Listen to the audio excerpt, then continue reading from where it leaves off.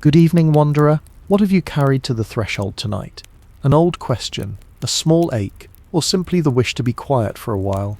Loosen your shoulders, unfasten the day from your breath, and let the hush gather like tide around a moonlit stone. Today we will dive into the ancient Celtic forests and learn about the fairies and gods who ruled there. Tell me where you are listening to this from your warm bed in the evening, or perhaps it is morning for you. We begin now where the world loosens, at the grey edge the maps never finish, where dusk threads a silver seam between the seen and the once seen. Wind moves like a patient hand over rain-rinsed grass. Beneath the Atlantic's swell and hush, an older breath is kept. Gods who stepped sideways, not gone, only thinned to brightness. People call them fairies, meaning 1,000 kinds of nearness, a light at the eye's corner, a song that will not be traced, a sense that the ground listens from below. Let the sea's slow bell ease your ribs, and keep your lamp cupped from the breeze. Follow the hush to the hill that looks like any other hill, remembering a door need not be seen to be open. They were not always small or secret. Once they strode in daylight, wearing the names that warmed cattle, Dagda with his ever-full cauldron, Brigid who braided flame with wisdom, Luke quick as summer lightning, Manan who taught the tide to speak. When history pressed the soil into borders, the bright ones refused the straight line. They moved into hollow hills and folds of fog, into ringed forts, barrows, and the shy space behind waterfalls. Men thought the gods had left. The gods had learned to arrive differently. Where the world thins, they stand tall.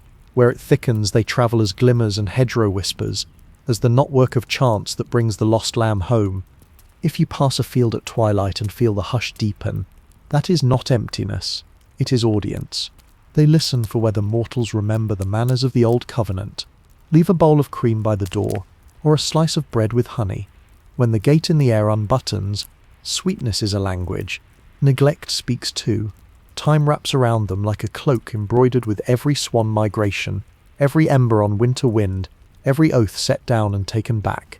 The simplest name is Eos Sea, the people of the mounds. They are also the moods of the elder gods, the ways those great lives still touch the broom, the well, the net, the newborn's brow. The fairies wear many faces. Some ride the hair of dandelions. Some stand tall as the dusk. There are queens with crowns of falling water, smiths who bridle storm cults, and children of dew who laugh once and keep that laughter forever. Their courts are woven with music. Justice there is a rhythm. Listen first and offer courtesy, for they dislike the clatter of certainty and repay kindness with the slow, bright logic of spring. Once on the western headlands stood a house whose straw roof remembered every rain. A family lived there whose feet knew the difference between meadow and meadow's memory. The mother spoke quietly to the ash. The father listened to weather as if it were an elder. Their youngest was a boy with his collar loose so the wind could speak its mind. Some called him a dreamer. His grandmother said he was a door taught not to swing too fast. On the first night we follow him. The moon lay thin as the rim of a cup. The sea was retelling itself. He carried a bowl of warm milk and set it by the lintel. He did not ask for riches or luck. He simply said, as his grandmother taught him, "This is for whoever keeps the hinges from creaking." The wind answered from the cliffs with a low vowel, half blessing, half advice. Somewhere in the ash leaves a quiet moved, like a question deciding whether to become a word. He held his breath like a fisherman holding a net to feel what swims. Gates are not doors on hinges. They are moments, a breath without hurry, a boundary of kindness kept. A few pale lights rose from the grass, and the doorway in the air lay open as lightly as a turned page. The boy took one step, small enough to pass under night's notice. He saw a slope of unreal grass, bluer than any distance, pearled with spiderwork. He saw a woman with hawkweed hair and eyes like the lake before rain. She was neither young nor old, but exactly the age of attention. The woman was of the Tuatha who had chosen the long, bright exile below the hill. She carried a small harp from the rib of a whale, and the shine of a dawn you almost remember. When she spoke, it was not his language, and yet the meaning arrived like swallows. She asked, "Will you walk where walking is listening?" He nodded, not from bravery, but because the question allowed no pretense. He stepped into the meadow that was also a room, and the room that was also a road. From the terraces of the hollow hill, he saw how the gods, whose names the elders whispered, had become stewards of finer weather. Dagda's cauldron fed the roots, Bridget's bright thought threaded wells to hearths, Lubby's cunning swam with salmon. Manon's cloak turned storms so stories came home.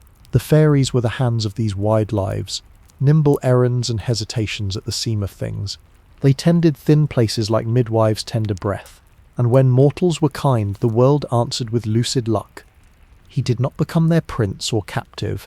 He became something rarer, a companion to their noticing. He learned to set a lamp where the wind could tell its news, to find paths nobody cut, to carry questions a shepherd carrying twilight, keeping it near without squeezing it thin.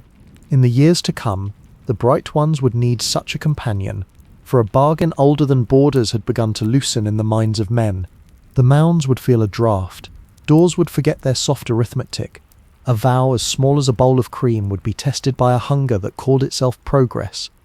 A vow as small as a bowl of cream would be tested by a hunger that called itself progress.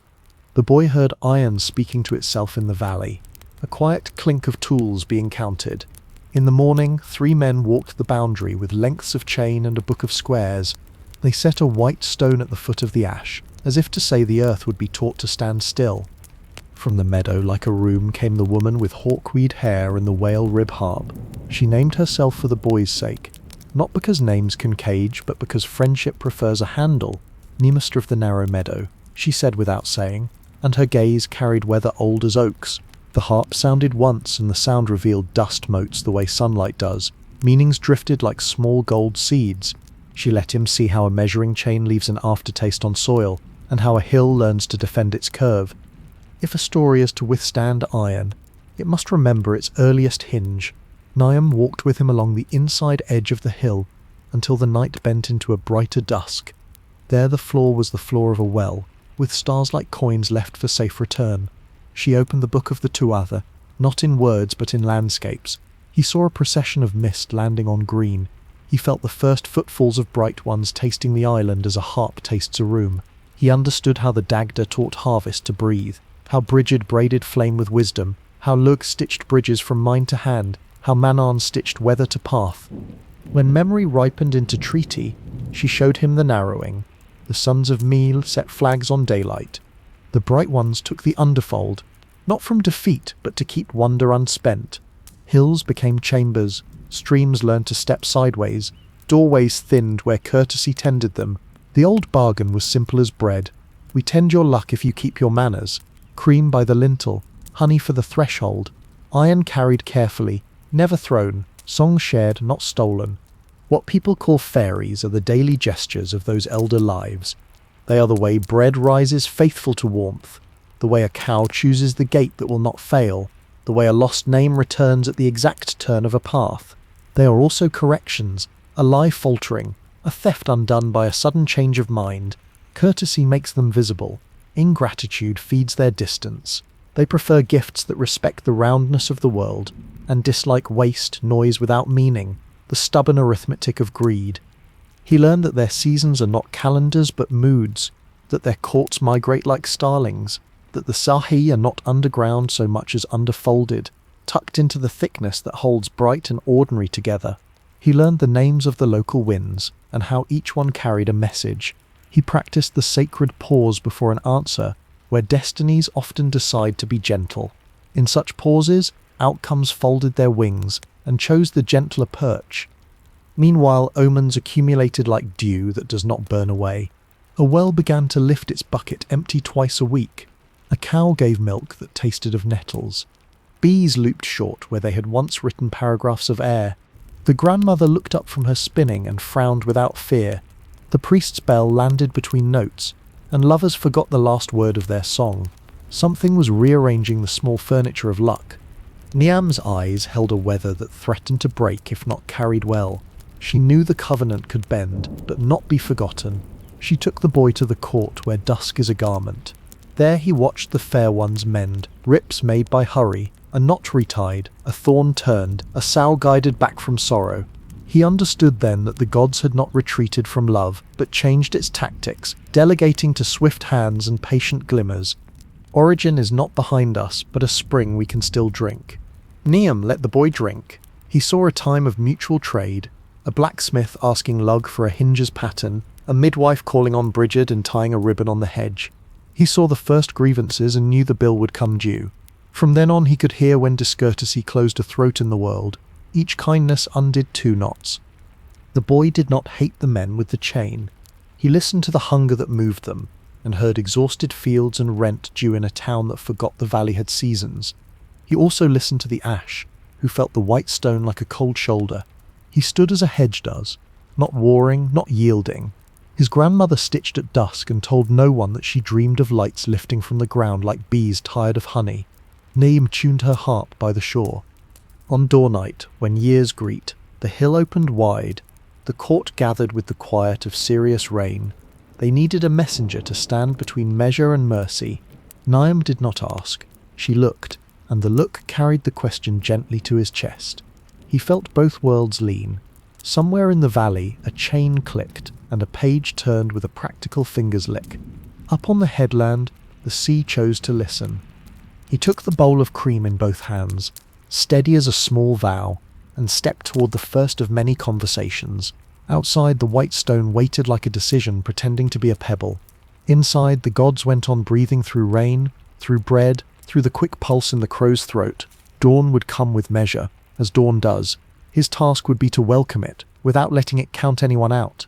He listened, and the air pressed close, as if the meadow itself leaned near to hear what choice would root in his chest. The bowl of cream trembled, not from weakness, but from the breath of unseen listeners who had always stood just behind the edge of sight. Dawn gathered in low copper strokes across the horizon. The first bird cracked its note, sharp and small, like a seed breaking open, and the boy knew the gods were already measuring his silence for meaning. The white stone at the ash tree's root gleamed with a stubborn light, as though claiming the land's name with its own blunt voice. He knelt beside it, and placed the bowl at its edge.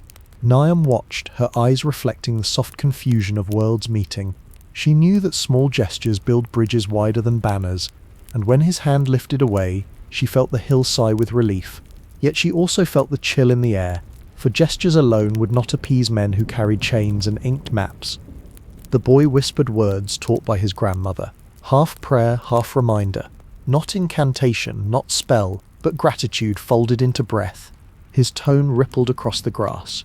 For a moment the ashes leaves stirred though no wind passed, and from the hollow earth a faint chorus rose, as if the hidden courts answered in assent. The bowl steamed faintly in the morning chill, and the stone ceased gleaming, sinking back into plainness. Still, its presence did not withdraw. It lingered like a challenge waiting to return. Nema stepped closer, her harp quiet in her hands. She bent low, almost mortal in her posture, and brushed her fingers over the damp earth. A single sprig of clover pushed upward, trembling with new light. She placed it gently into the boy's palm. "This is no charm," she said in the unspoken tongue that filled his heart with comprehension. "It is reminder. Every bargain grows roots in silence before words ever bind it." The clover pulsed faintly, and he tucked it into his sleeve. The day grew louder. Men returned, their tools clinking, their shadows lengthening across the field. They spoke in brisk tones, unaware of the listening silence beneath their feet. They set markers, staked boundaries, and traced lines where the earth had never drawn them. The boy watched from a distance.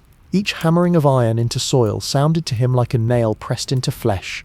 Niama's face clouded, and she turned her harp strings until they rang with a low dissonance. The gods, she knew, had once commanded storms to scatter such intrusions, but long had they sworn restraint, preferring to teach mortals by whispers rather than thunder. The grandmother felt the shift too. At dusk she laid aside her spinning and walked barefoot to the threshold. Her steps were steady, though her bones were brittle. She left honey bread beside the empty bowl, her offering renewing what her grandson had begun. She lifted her eyes to the hill, and for a moment she saw lights weaving like moths above the grass. A smile touched her lips, weary yet certain, for she understood the pattern. When men forget, women remember. When one voice falters, another carries the thread. That night, the boy dreamt of the Tuatha, not as distant kings, but as weather inside the earth. Dagda stirred the cauldron, and its steam rose as fog that softened sharp edges. Brigid wove a ribbon of fire that crossed rivers like bridges of dawn. Larg set his spear aside and traced constellations with a finger of light. Manon walked the shore with his cloak spilling tides into new directions. Each of them turned their gaze upon the boy.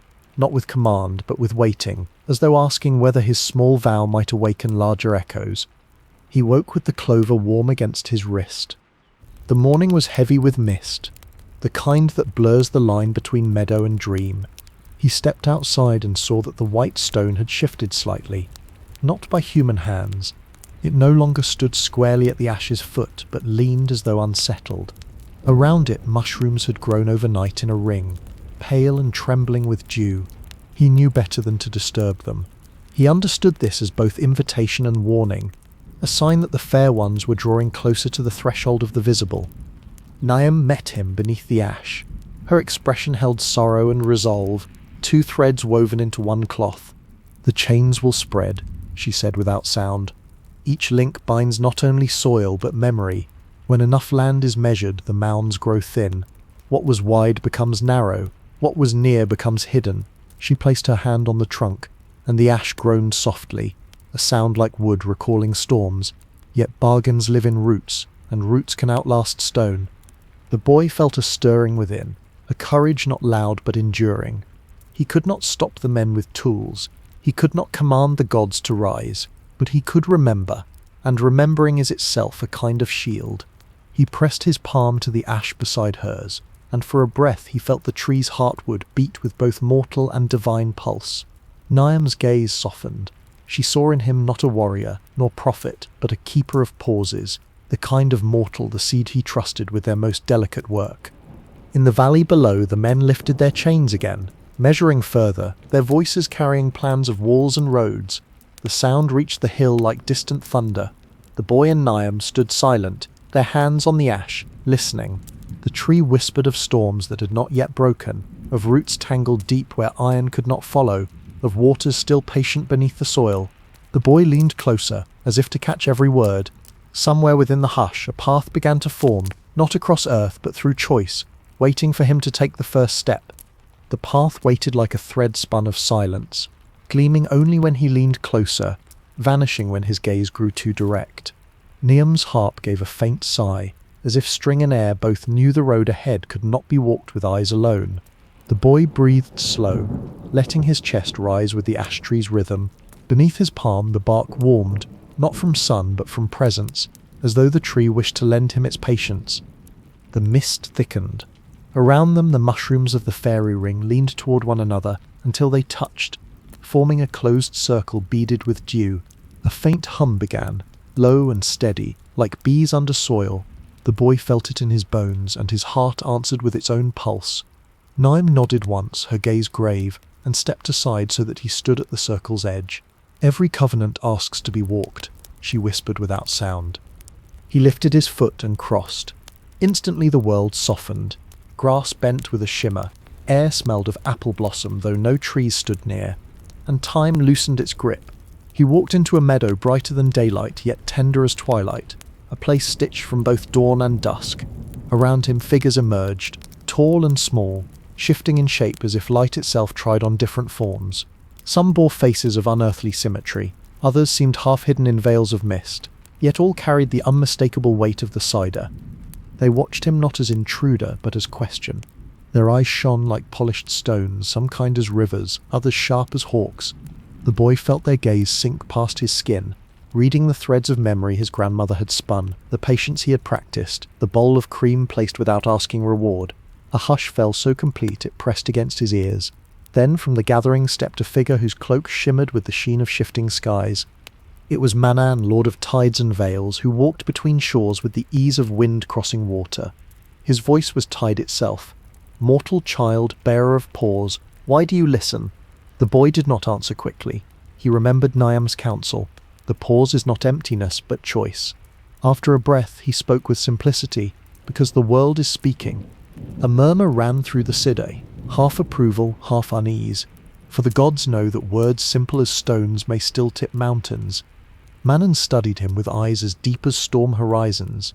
Then he raised his hand and the meadow rippled into scenes of memory.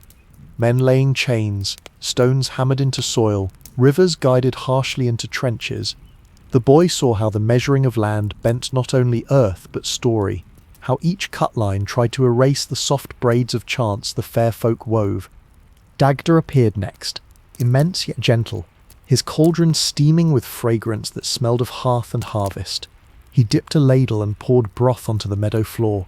Where it touched, flowers rose in sudden bloom. "So long as mortals feed us with gratitude, we feed them with plenty," he said, his tone like rolling hills. "But ingratitude makes the cauldron heavy, and its broth sours." His eyes rested on the boy, kind but weighted. "Will your people remember?" The boy lowered his gaze. Some will not," he admitted. "But remembering begins with one." His words trembled, yet the trembling was part of their truth. Brigid then stepped forward, her hair radiant as flame braided with dew. She placed a hand upon his brow, and warmth spread through him. He saw sparks scatter into night, each one a thought, a poem, a kindness shared. "Even a single flame can teach the dark to listen," she murmured, and her voice felt like both mother and sister, mentor and child. The side circled closer. Some frowned, skeptical that a mortal's vow could shield their hidden courts. Others tilted their heads, intrigued by the simplicity of his truth. Niamh stood quietly at the edge, her harp ready, her eyes both proud and anxious. She knew what the boy could not, that every offering, however small, carried weight in the balance between worlds. Suddenly the meadow darkened. A shadow stretched across the bright grass, not cast by cloud but by something sharper. From the edges of the vision came iron, not in tools but in essence, cold, unyielding, carried in men's will to shape earth without listening. The fair folk shuddered, some withdrawing, others bristling. Manon's cloak whipped like storm surf. "The iron spreads," he said, his tone now grave. "If we are forgotten, the doors will close. If the doors close, silence will fall. Not the fertile silence of pause, but the silence of absence." The boy's chest tightened. He felt the clover in his sleeve pulse again, as if reminding him he carried not a weapon but a seed. He clenched his hand over it, and courage steadied his breath. He looked up at the gathered host and spoke. "Then let me carry your remembering. If my people forget, I will remind. If they turn away, I will leave gifts. If they measure, I will unfasten one knot in secret. I am small, but the pause I keep may be wide enough." The side studied him, their silence vast. At last Niamh struck a chord upon her harp, gentle and clear, and the sound cut through the tension like water through ash. It was agreement, or at least a beginning of it. Dagdar's eyes softened. Brigid's flame danced brighter. Even Luck, who had been silent till now, smiled faintly, quick as lightning behind cloud. The meadow dimmed back into mist. The boy stood once more by the ash, the ring of mushrooms fading into soil, the white stones still leaning but quiet. Dawn had advanced, painting the sea in silver. Niamh lowered her harp and looked upon him with an expression both tender and resolute. "You are chosen, not by crown or command, but by pause. Carry it carefully." The boy exhaled, the weight of unseen eyes still warm upon his shoulders. He knew the path ahead would not be lined with blossoms, but with choices small and sharp, each one a hinge between courtesy and forgetfulness. As he turned toward the valley, he heard in the distance the ring of iron, steady as heartbeat, and felt the world waiting for his answer, not in words but in deeds yet to come. The world waited, as though the hush of dawn held its breath to see what he would choose. He walked down the slope, the taste of mist still on his lips, the memory of Brigid's warmth flickering beneath his skin. Below, the men with chains were already setting their next markers, their boots grinding soil into lines that had never belonged to lines. Their voices carried, brisk and confident, as if certainty itself were a hammer. The boy paused, unseen at the edge of their field, and felt the tension of two worlds pressing against his ribs. Niamh lingered at the crest of the hill, her figure slim as a stalk of hawkweed in wind. She did not descend. The gods seldom walk openly into quarrels of men. Their power prefers suppler currents. But her gaze followed him, quiet yet firm, and he felt its weight like a blessing he must not squander. He clutched the clover in his sleeve and stepped closer to the sound of iron against stone. One of the men glanced up, eyes narrowed at the boy's presence. "You there?" he called, voice sharp as shovel edge. "This land will be marked for pasture. Best keep your cattle ready." The boy did not argue. He lowered his gaze, letting silence hold him, and bent to pick a stone from the soil. Not the white marker stone, but an ordinary pebble, dull and unremarkable. He rubbed it between his palms until warmth seeped into it, then set it gently on the earth as if to say, There are other kinds of markers, ones not written in books but in breath. The men chuckled, dismissing him, and turned back to their chains. Yet the air shifted faintly. The breeze stirred that had not been there before. It carried the smell of apple blossom again, soft and strange, unsettling enough to make one man glance at the horizon uneasily. The boy stood quiet, letting the pause work, not fighting their plans but reminding the earth of its older memory. He left without further word, walking back toward the cottage where his grandmother waited. That night, as firelight flickered against the hearthstones, she studied him. Her eyes, cloudy with age yet sharp with wisdom, searched his face. "The hill spoke, didn't it?" she murmured. He nodded, and she placed her thin hand over his. "Then you must carry its voice with care. Men forget easily, but forgetting is not the same as silence. Silence can be fed until it sings again." She pressed a small charm into his palm, a woven knot of rushes, Brigid's cross, dried and pale.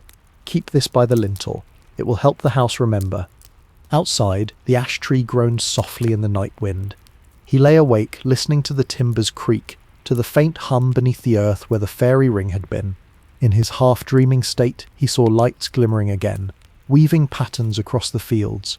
Some danced like children's laughter, others moved solemnly, like elders circling an altar. The gods were near, restless yet restrained. They had chosen patience, but patience can fray when met with repeated blows.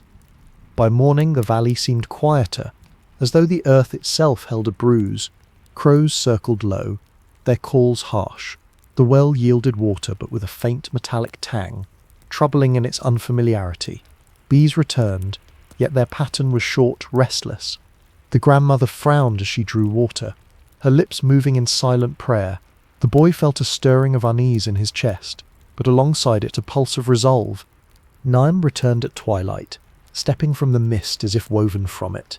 Her harp lay silent, but her eyes spoke volumes. "The chains will not stop," she said, "and when iron roots, our doors weaken. Do you see how even the bees falter?" He nodded, the memory of their stunted dance vivid in his mind. "Then you must walk between," she continued, "not as warrior but as hinge. The gods cannot shout, the men will not listen. But a hinge is small and unseen, and still it lets a door move." Her words settled deep within him. He realized that to carry the remembering was not to shout against iron, but to thread courtesy where it might be forgotten. He began with small acts, leaving honey at the threshold, whispering gratitude to the well, setting bread at the ash's root. Each gesture seemed fragile, almost foolish, yet he noticed subtle shifts. The milk no longer tasted of nettles, the crow's calls softened, the mist carried fragrance again. Still, the men advanced, their chains reaching further, their stones planted firm. Each hammer blow echoed like warning drums. The boy stood often at a distance, watching, his silence heavy as shield. He felt their work tighten the weave of the world, each line a seam that risked tearing fabric too delicate for them to see. One evening, as sunset bled into violet, he heard the sound of hooves. Turning, he saw riders, tall, radiant, their horses shimmering as though woven of mist and moonlight. They circled the hill in silence, their faces grave, their presence heavy with purpose. Naim stood among them, harp now gleaming with quiet fire. She met his eyes and inclined her head. "The courts ride tonight," she told him. "Not for battle but for witness. They will not yet strike, but they will remember who forgets." The riders lifted their spears, not in threat but in solemn promise, and vanished like breath on glass. The boy shivered, knowing that the balance was tipping. His small acts mattered, but storm clouds gathered where courtesy failed. He returned home and set the rush cross firmly at the lintel. As he did, he whispered the old words of thanks once more. Beyond the hills, iron rang late into the night, steady as heartbeat, insistent as destiny, and beneath it, deep and patient, the earth hummed, waiting for the moment when silence would no longer suffice.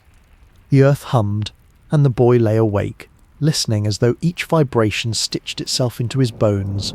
The rush cross at the lintel flickered in the firelight, its pale arms catching shadows that moved like wings. His grandmother slept nearby, her breathing steady, her face softened into calm, yet he could not rest. Outside, the steady hammer of men's labour struck through the night, each blow like a nail pressed into the skin of the valley. He rose quietly, stepping barefoot onto the damp grass. The ash tree loomed against the sky, branches stirring though the air was still. At its roots the white stone leaned, stubborn as memory. He knelt beside it, pressing his palm to the earth. At once the hum grew stronger, as though the soil recognized him. He closed his eyes, and in the hush that followed voices rose, soft, layered, ancient. They were not words, but chords of meaning, the sound of the Sidor speaking through roots and water. He understood only fragments: remembrance, hinge, storm, waiting. From the mist emerged Niamh, her figure pale yet fierce, her harp slung across her back. She did not smile. "They move quickly," she said, her voice carrying sorrow. "Already their stones cut across lines older than their books. They do not hear the ground's refusal." She bent low, brushing her fingers against the soil. "The gods will not stand idle forever, yet when they stir, storms do not ask permission." The boy's chest tightened. He thought of the riders he had seen, their solemn faces, their spears lifted like promises. He thought of his grandmother's quiet strength, of bees circling short, of water tasting strange. He asked, voice low, "What happens if the storms come?" Niamh's eyes held him with grave tenderness. "Then the covenant bends toward reckoning. Men will call it curse, we will call it memory returning." She lifted her harp, plucking a string. The notes shimmered in the night, and the air around them thickened. Shapes moved in the mist, figures tall and bright, their garments stitched with starlight. One bore a spear of bronze that glowed faintly, another carried a bowl of water that rippled without spilling. The Tuatha gathered, silent yet watchful. Dagda stepped forward, immense and calm, cauldron steaming at his side. "The land is measured as if it were cattle to be penned," he rumbled. But the earth was not given to be divided by chains. His gaze turned toward the boy, heavy with the weight of ages. "You hold no spear, no crown, yet you carry paws. What will you do with it?"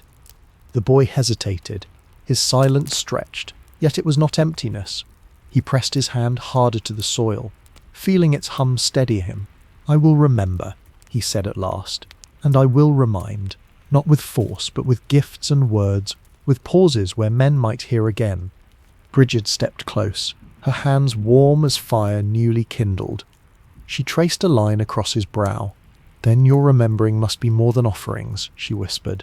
"It must become story, carried from tongue to ear, so that forgetting has no foothold." She handed him a thread of flame, small as a candle wick. It did not burn his skin. It lay warm, steady, as though waiting to be woven. The other gods nodded, some reluctant, some hopeful. Manon's cloak stirred, waves of mist rolling from its hem. "Storms gather," he said softly. "But even storms bend to those who know their names." He lifted his gaze to the horizon, where lightning flickered faintly, though no clouds yet covered the sky. The boy tucked the thread of flame beside the clover in his sleeve. Two gifts, fragile yet potent. One green, one bright. He felt their weight, as if they were seeds of worlds yet to come. Niamh's eyes softened. Her earlier sorrow eased. "You are learning," she said. "A hinge does not stop the door from moving, but it decides how it moves." Suddenly a cry rose from the valley. A man's voice, sharp with fear. The boy turned. In the distance a horse reared, startled by some unseen presence, throwing its rider into the dirt. The chains clattered as the others rushed to help, their shouts echoing.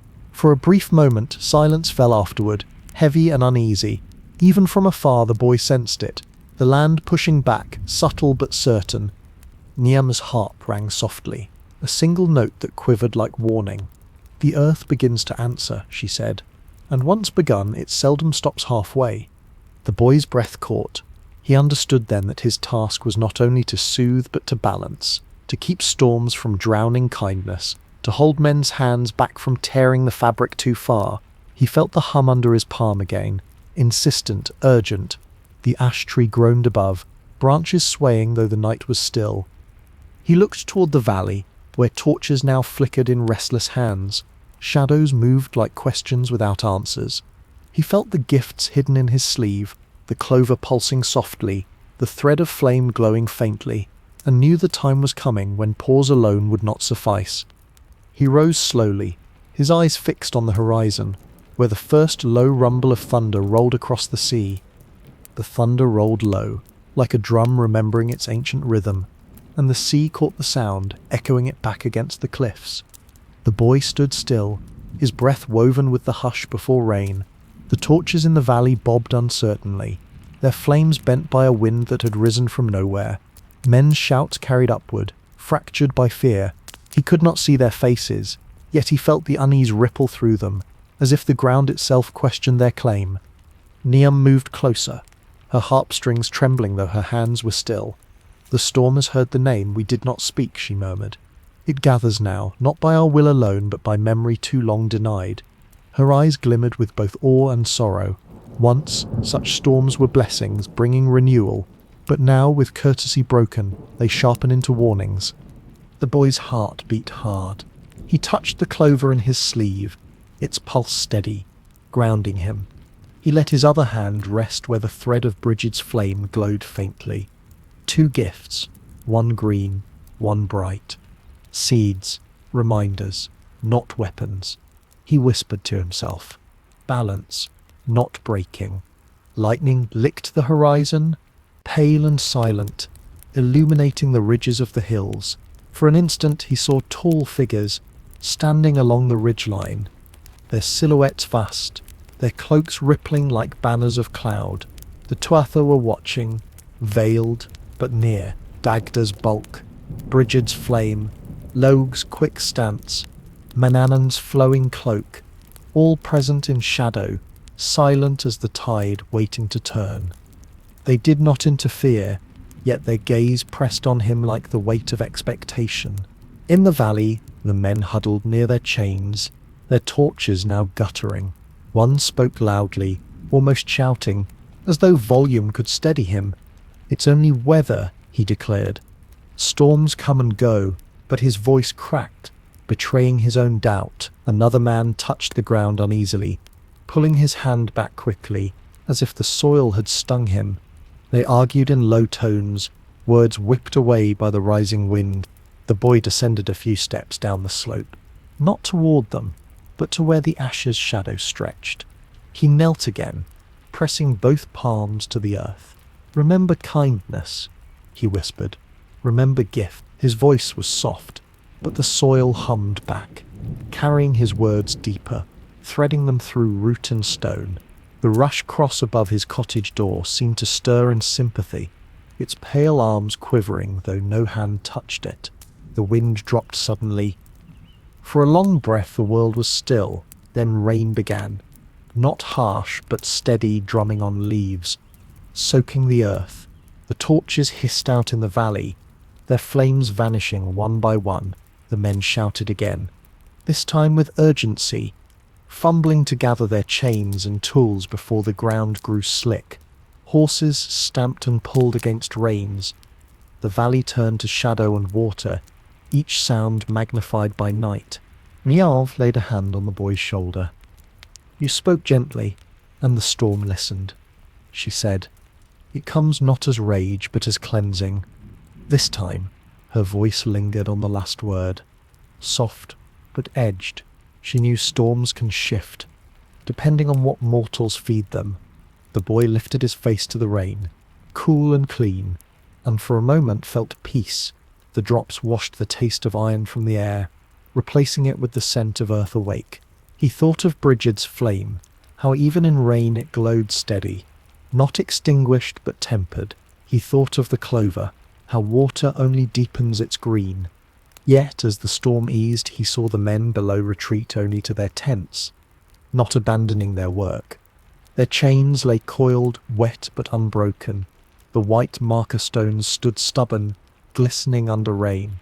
The storm had scattered their certainty, but not their hunger. Tomorrow they would measure again.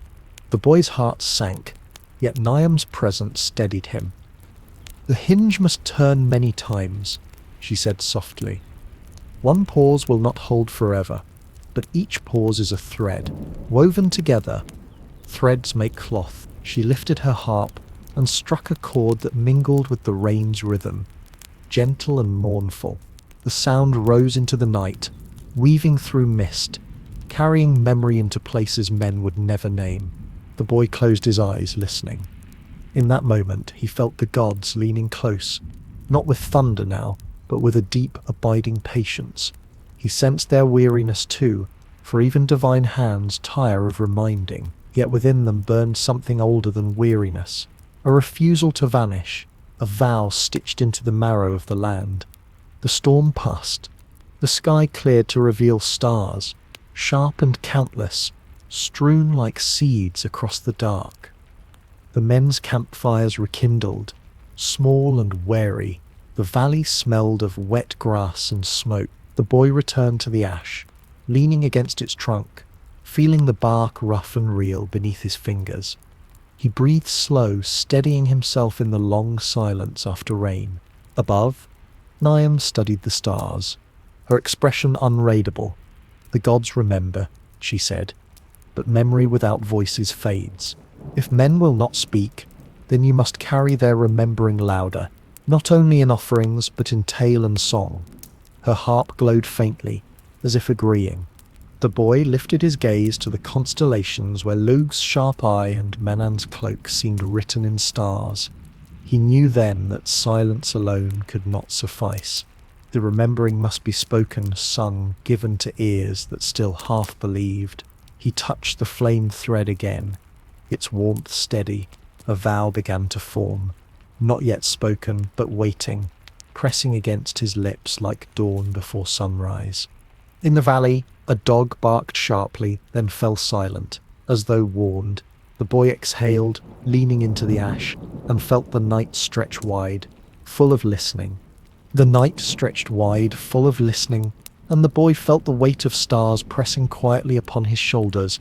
The ash at his back groaned with age, its roots deep in the hum of the earth. He let his breath slow until it matched the rhythm of the soil, the kind of stillness that opened doors rather than closing them. In that stillness he sensed presences gather, not only Naya, who stood pale as hawkweed in starlight, but others too, shapes drifting at the edges of sight.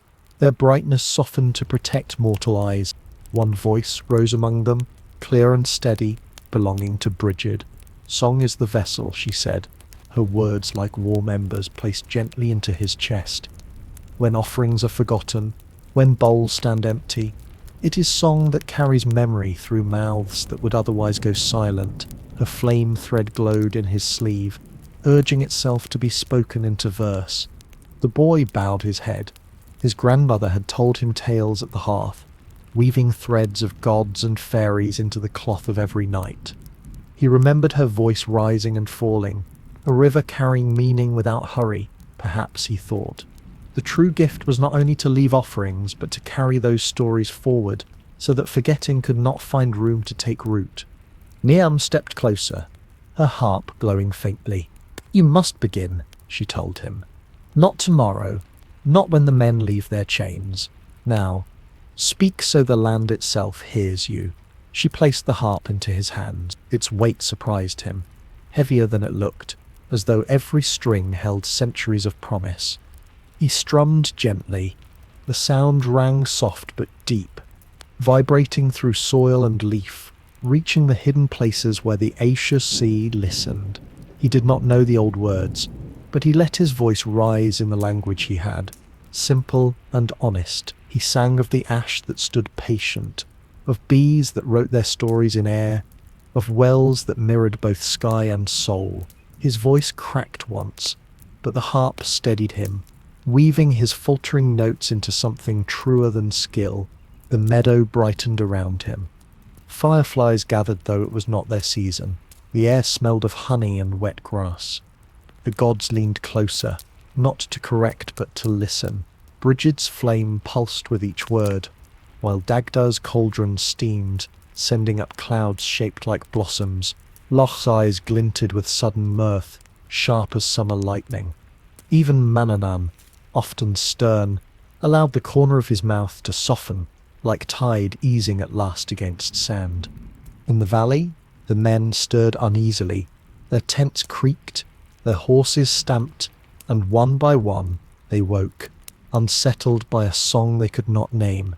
They muttered of dreams, of voices, of music threaded with rain. One tried to curse the sound, but faltered, his words thin against the melody rising from the hill. Though they could not understand it, The song pressed on them, gentle but insistent, like waves against a stubborn rock.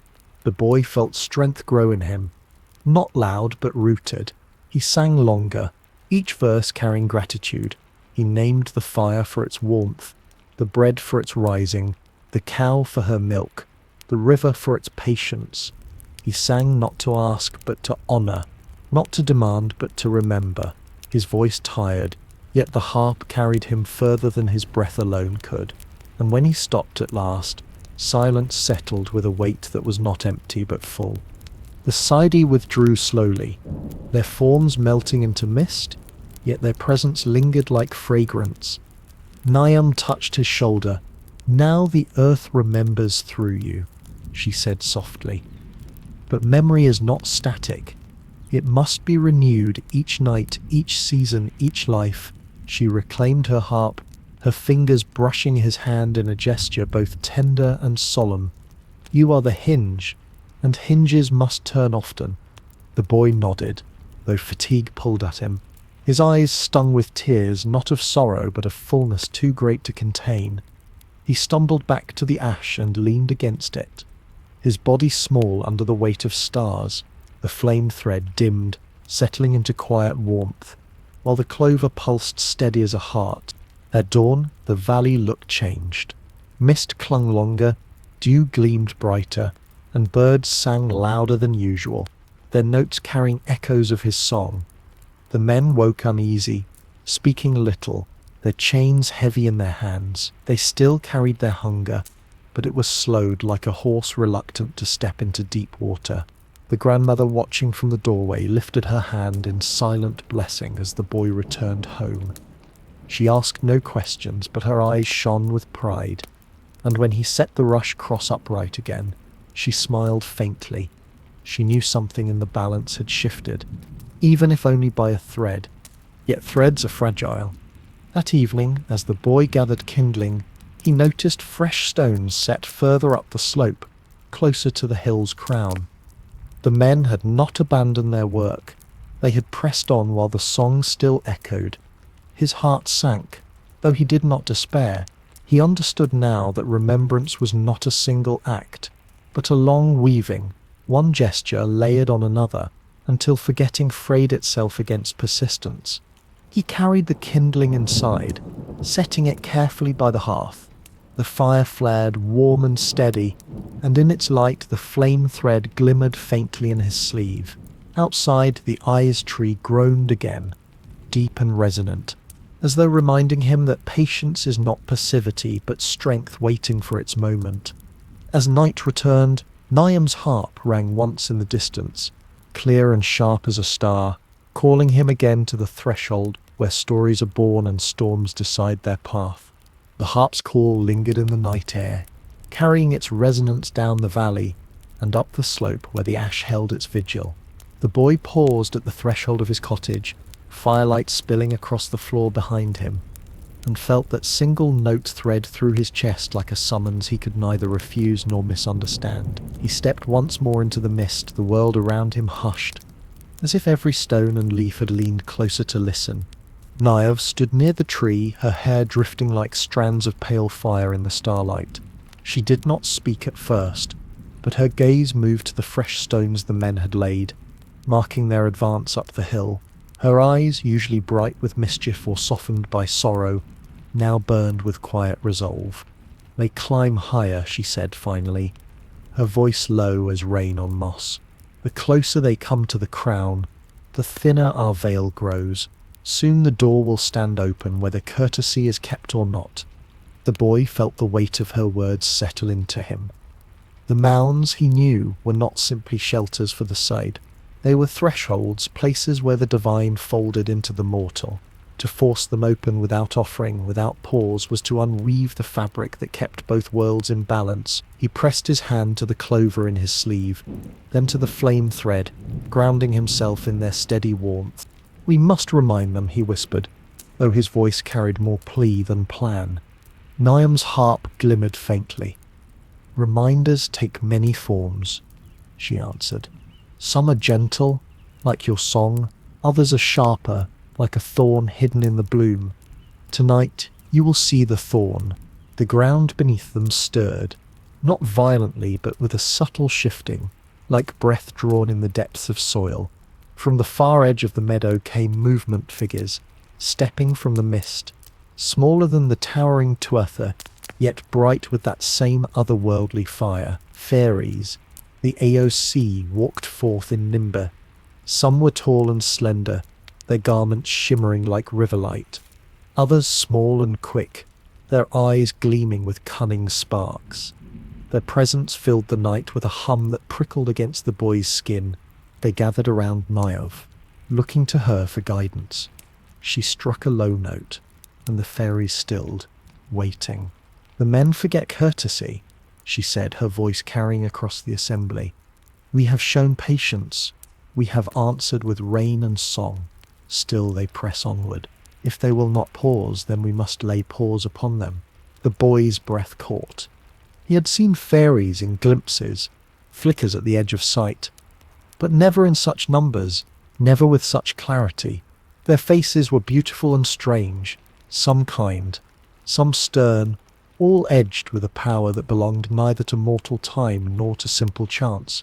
He sensed their readiness, their desire to act, yet also their weariness, for patience too can sour into sharpness. Dagda's voice rumbled from the unseen, though his form did not appear. "Thorns are still gifts, if they remind the hand not to grasp too hard." Brigid's warmth followed, a whisper on the air.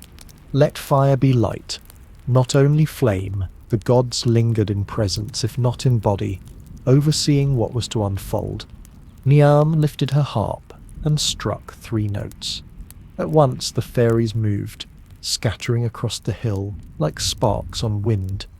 Some vanished into the grass, others climbed the branches of the ash, still others sank into the soil itself. The boy watched in awe as they wove themselves into the land, their light flickering faintly where mushrooms grew, where dew clung, where stones leaned.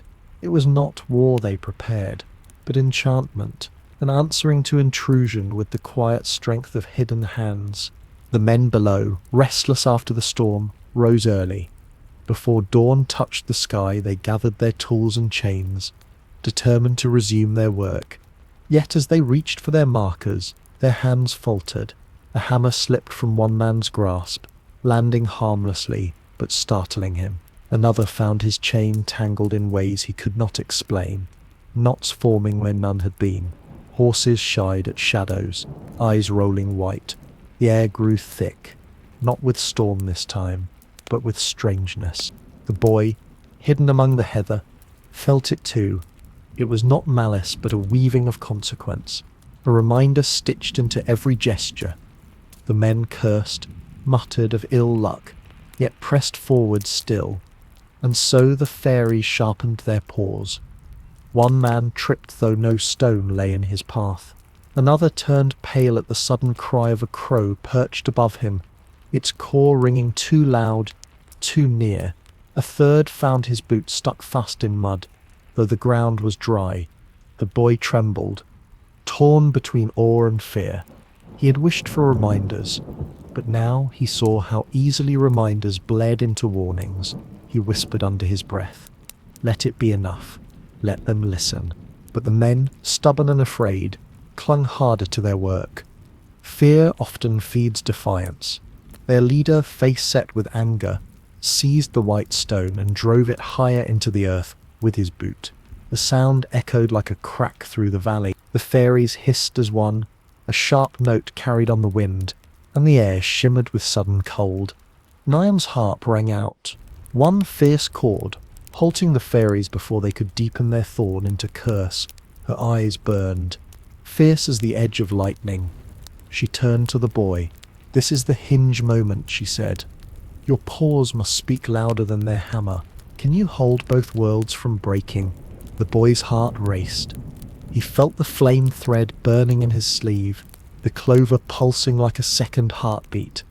He looked at the men, at their fear disguised as anger, and at the fairies, trembling with the need to act. He stood between them, breath steadying, and opened his mouth to speak, not with command, but with remembering. The air hushed, waiting, as the first rays of dawn slid over the horizon, touching ash leaves with gold. The first rays of dawn slid over the horizon, touching the ash leaves with gold, and the boy drew breath as if the light itself had entered his chest. Around him, silence spread wide, a pause stretched taut between the men clutching their chains and the fairies glimmering half-seen in the mist. Every creature, every leaf, every stone seemed to wait for his voice as though the valley had become a vessel, empty until he filled it. He spoke, not in command, but in memory. His words came slowly, as though each syllable were drawn from the soil itself. He spoke of bowls of cream left at lintels, of bread shared between hearth and hedge, of wells honoured with coins that were not payment, but promise. He spoke of bees carrying sunlight in their wings, of cows that bowed their heads at dawn as if in prayer, of fire that warmed without consuming. Each word settled like dew upon the ears of those who listened, soft yet undeniable. The men shifted uneasily. They did not understand the full weight of his speech, yet something in them stirred. An old memory carried in their blood.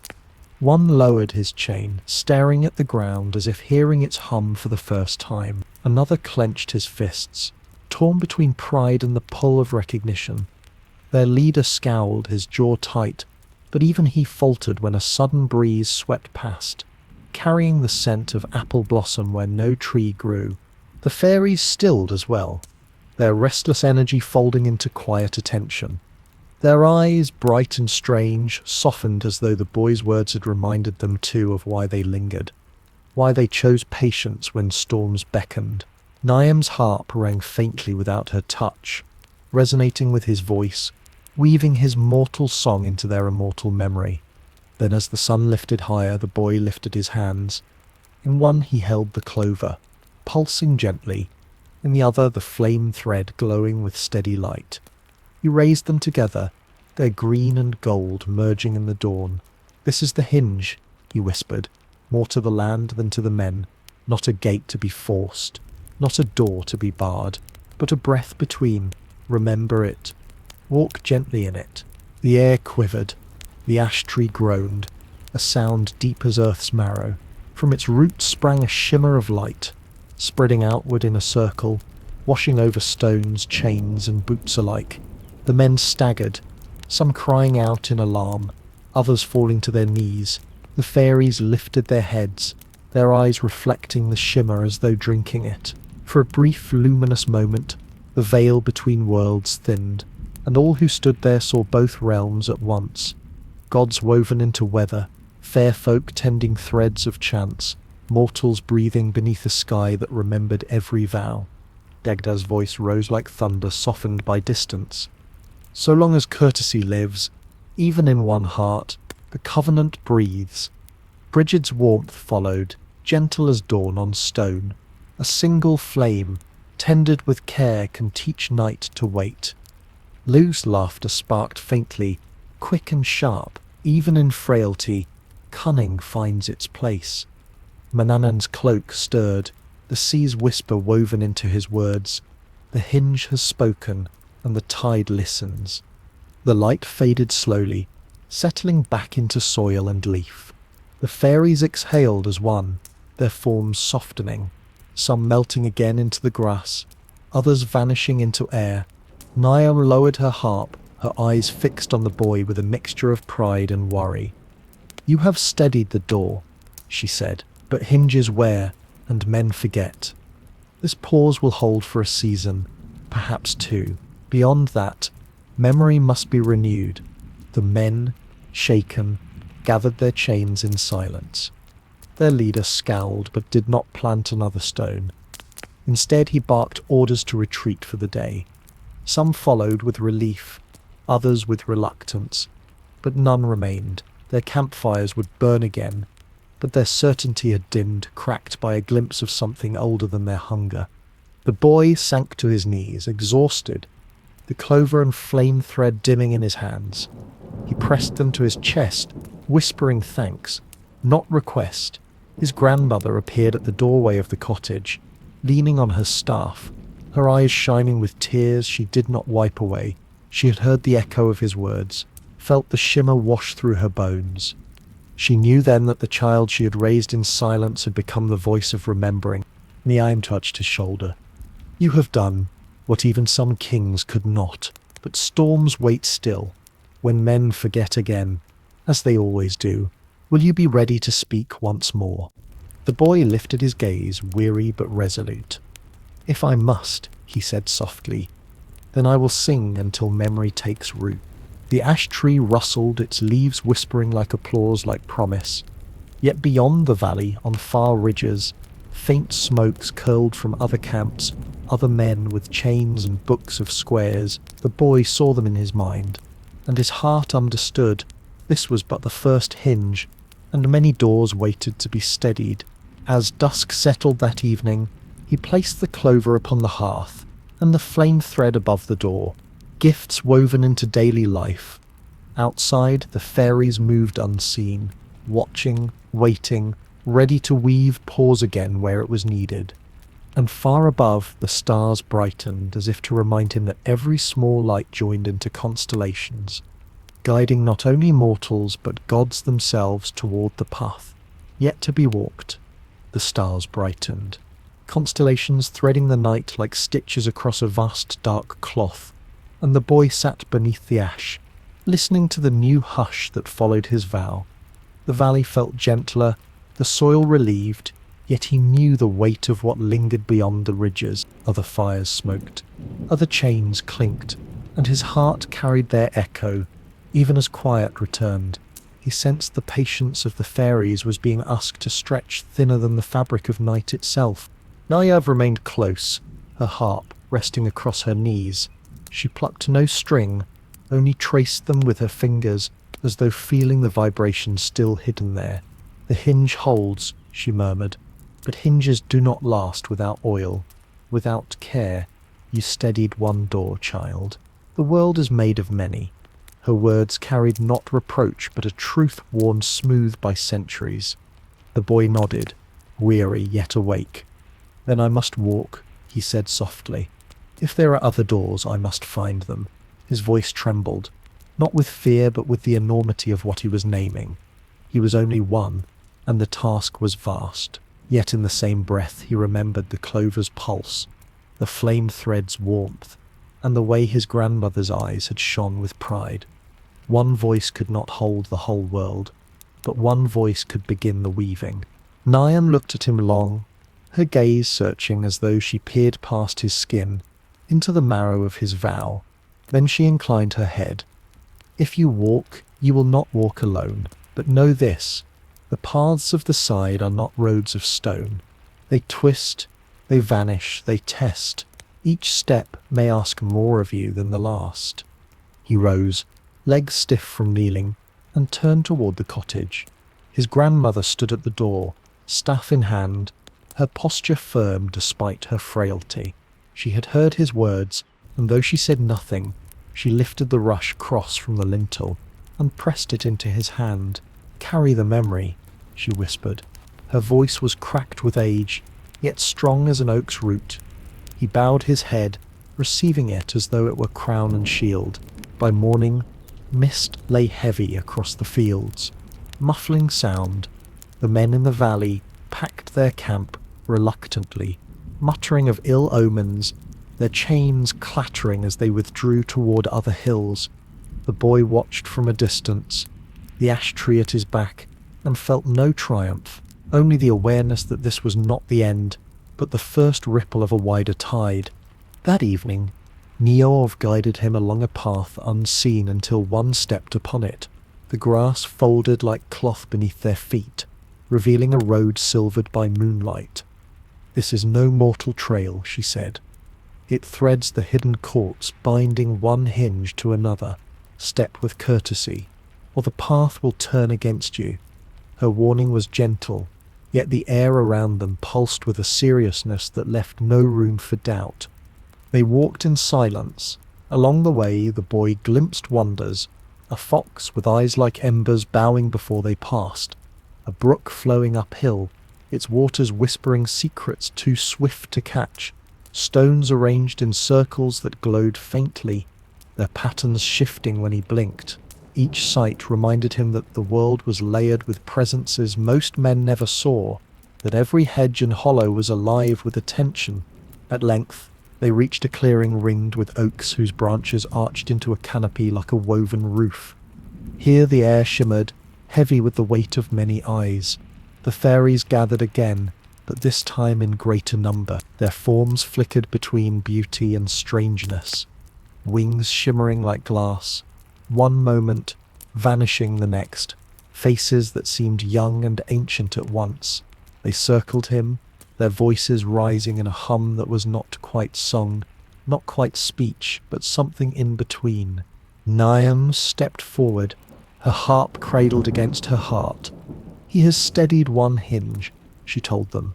"But the world is wide and forgetting spreads faster than remembering. Will you lend him passage?" The hum deepened, layered like waves. One fairy, tall as a sapling and crowned with leaves, approached. Its eyes were green fire, unreadable yet piercing. "Mortal child," it said, its voice rustling like wind in branches. "Your songs soothe one wound, but songs falter. Words scatter. What else will you give?" The boy's breath quickened. He felt the weight of his grandmother's cross, the clover, the flame thread, all gifts, yet gifts alone could not answer. Slowly he touched his chest. "My breath," he said. "Each one I will spend as remembering. Even when no one listens, I will speak. Even when no one offers, I will leave gifts. If my body fails, let my silence still be pause enough to open the door." The fairy tilted its head, studying him. Then it touched his brow with fingers cool as dew. "So be it. You will walk where others stumble. But beware, remembrance asks not only your breath but your blood." Every vow cost. The circle of fairies parted, leaving a path between the oaks. Beyond it, the boy glimpsed a horizon shifting with shapes, hills that bent unnaturally, skies that folded like fabric, rivers flowing into mists. It was a road of trials, not of rest. Yet he felt the pulse of clover steady in his sleeve, the warmth of flame thread at his side, and his grandmother's blessing bound to his hand. Niamh placed a hand on his shoulder. "The hinges wait," she said. "Walk gently, but walk." He stepped forward into the path of shimmering air, the forest watching, the fairies humming low, and the gods somewhere above, silent but near.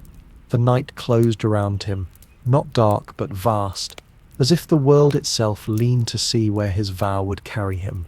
The night closed around him, vast and shimmering, and the boy felt the path shift beneath his feet as though the ground were woven from breath rather than soil.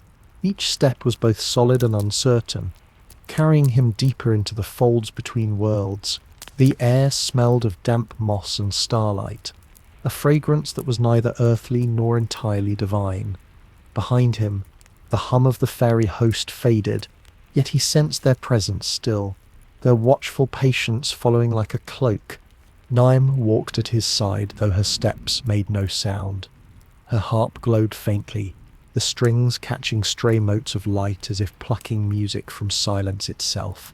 "This road does not lead to comfort," she told him. "It will bend you, test you, demand that you answer with more than song, but every hinge that holds must creak before it learns its strength."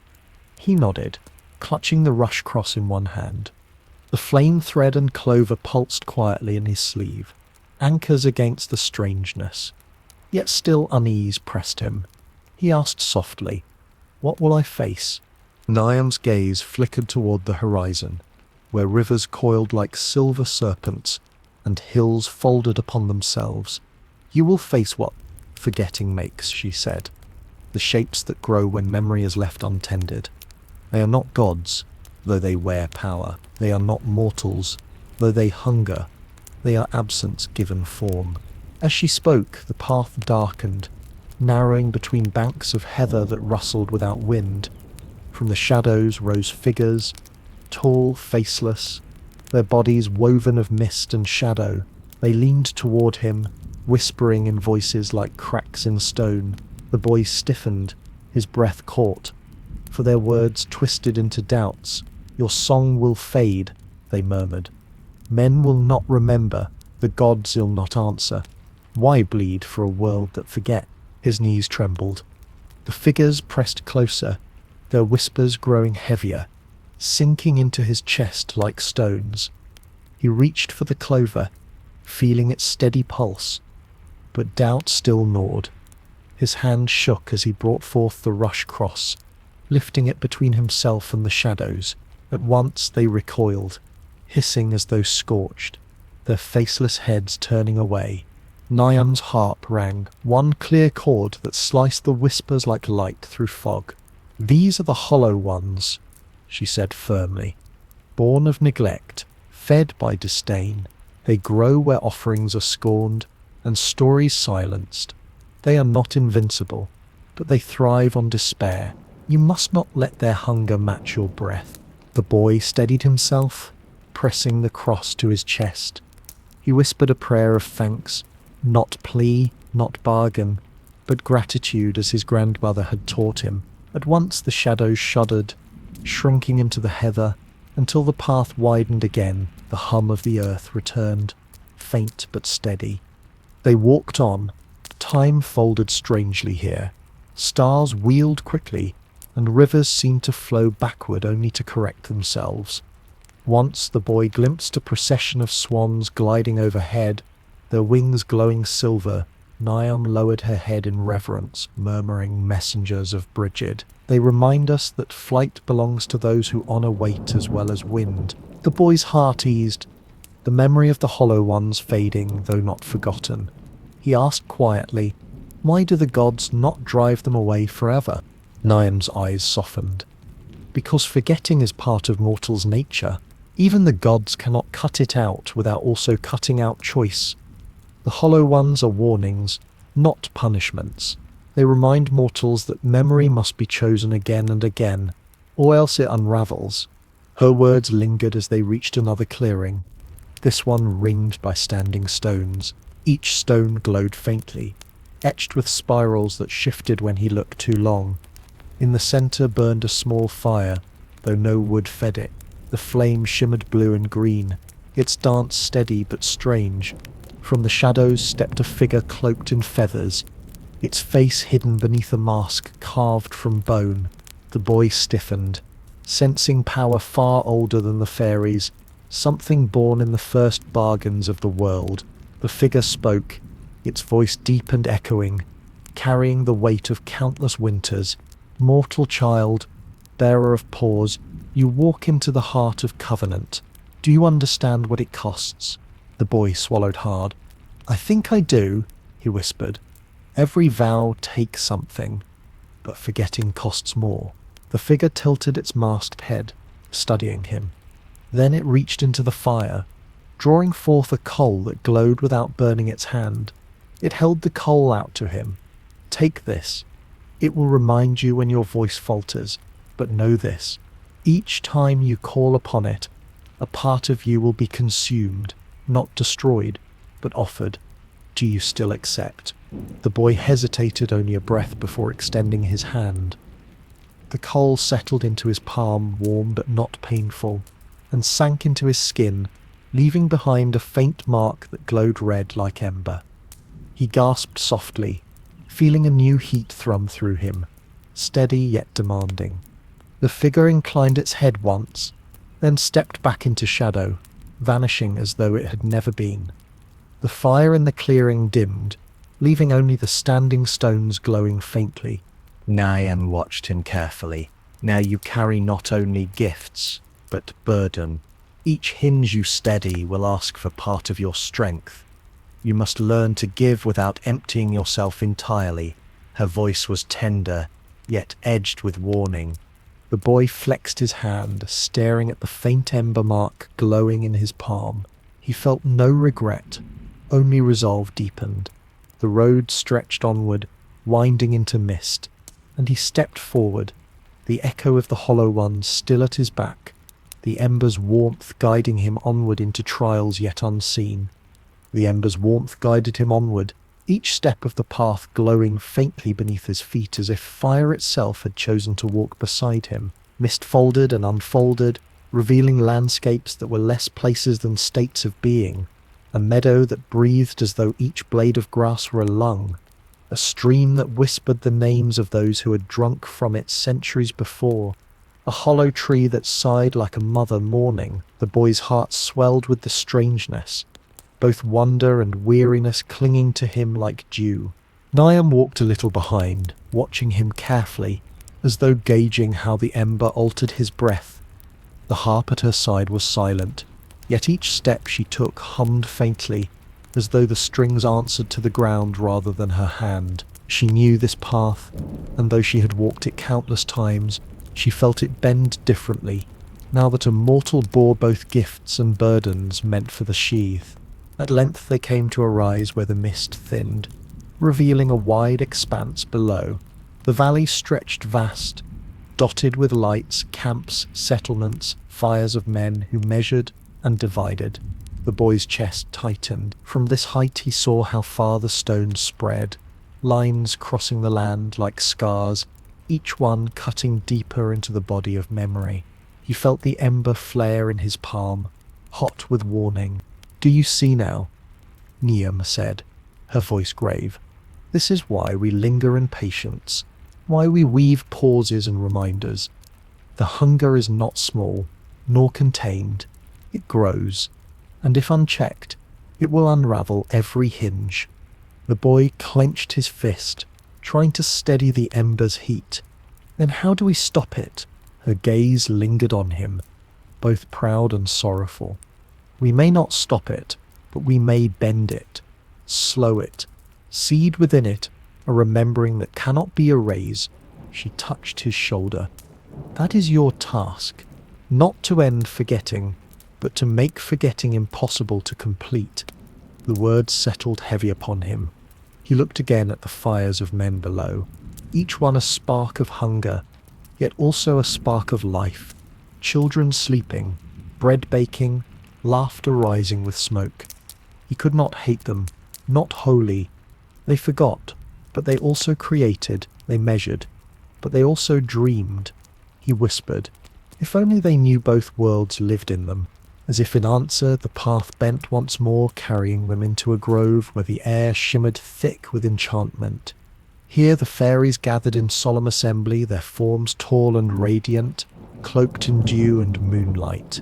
At their centre stood a figure the boy had not yet seen fully. Tall, crowned with antlers, eyes deep as forest dusk. This was a king among the Sai, though not by dominion but by presence. The embodiment of wild sovereignty.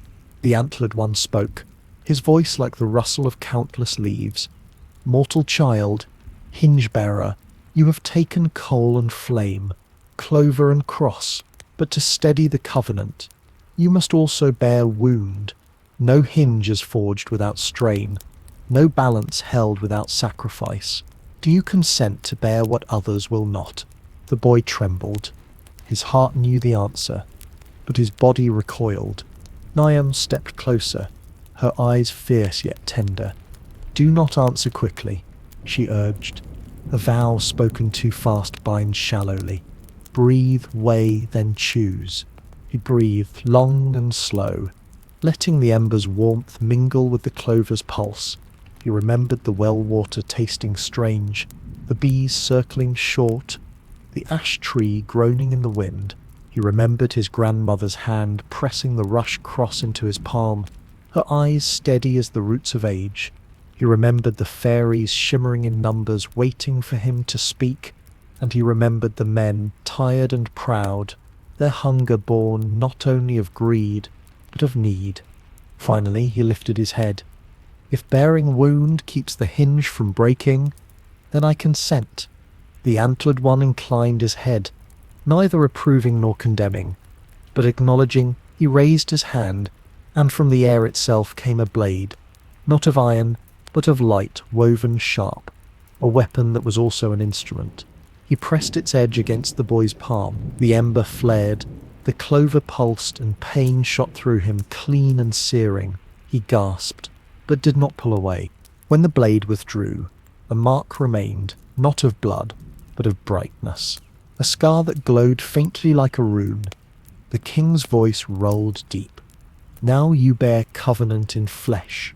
Wound is memory. Each time forgetting presses near, your scar will ache.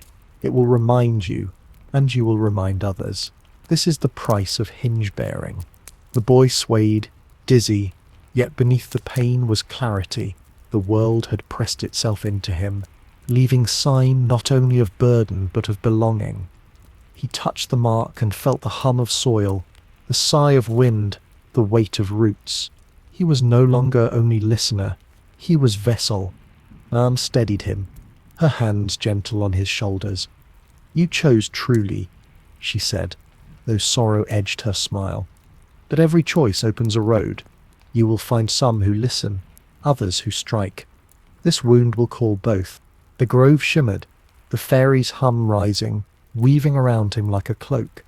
He felt their presence flow into his wound, not to heal, but to seal, making it part of the covenant itself. When the hum faded, the grove emptied, leaving only him, Niam, and the antlered king, who now turned away, dissolving into the forest with the silence of leaves. The boy exhaled, his scar glowing softly. He knew the road ahead would grow harsher, yet he also knew he could not turn back. The ember warmed, the clover pulsed, the flame thread glowed faintly, and the scar burned with new memory. Above, the stars shifted, forming new patterns. The constellations no longer looked distant, they looked like maps. And somewhere in the distance, faint and steady, the sound of chains rang again, reminding him that forgetting had not paused for long. The sound of chains rang faintly in the distance, a rhythm of iron that carried through the folds of mist like a heartbeat gone astray. The boy's scar flared in answer, a sharp pulse of heat that made his hand tremble. It was not pain alone. It was memory, a reminder etched into flesh, declaring that forgetting had risen again. He closed his fist and exhaled slowly, steadying himself against the pull of despair. Niam watched him with solemn eyes. Her harp-strings quivered though no hand touched them, as though the air itself played warnings. "The wound speaks," she said softly. "It tells you what we all feel. The covenant strains, pulled by hunger that does not rest." Her gaze turned to the horizon, where faint red glow marked men's fires. They scatter like sparks, and sparks, if not tended, become blaze. The boy touched the scar again, feeling its throb ease beneath the clover's calm and the ember's warmth. "If sparks become blaze," he whispered, "must I walk into the fire?" Niam's mouth curved in a sad half-smile. "Every hinge stands where two forces press. Fire will burn, but it may also cleanse. The question is not whether you walk into it, but how you carry what burns you." Her words lingered as they descended the slope into a hollow where the air grew heavy with stillness. Here the ground bore no grass, only stones scattered like broken teeth. In the centre stood a mound, low and wide, its entrance shadowed by slabs carved with spirals that twisted inward. The boy shivered. He knew instinctively that this was no ordinary place of the side. This was older, rawer, a threshold where gods themselves had spoken in ages long gone. From the shadows within came a figure, cloaked in dark feathers, its face hidden as before by the bone mask. The same presence that had given him the ember now returned, its voice deep as earth-splitting. "You have taken wound into yourself," it intoned. "Now you must see what wound creates when left untended." The figure lifted its hand and the air thickened, mist swirling until images formed. The boy saw men cutting deeper into hills, felling trees without offering, driving stakes into sacred ground. He saw wells poisoned, bees swarming in panic before vanishing, children born into silence where once song had carried memory. The visions struck him like blows, each one heavy with grief. His scar blazed, his knees buckling under the weight of absence.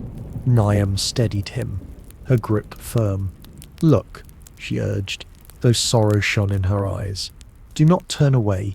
To bear Hinge is to witness what forgetting does, even when it breaks your heart.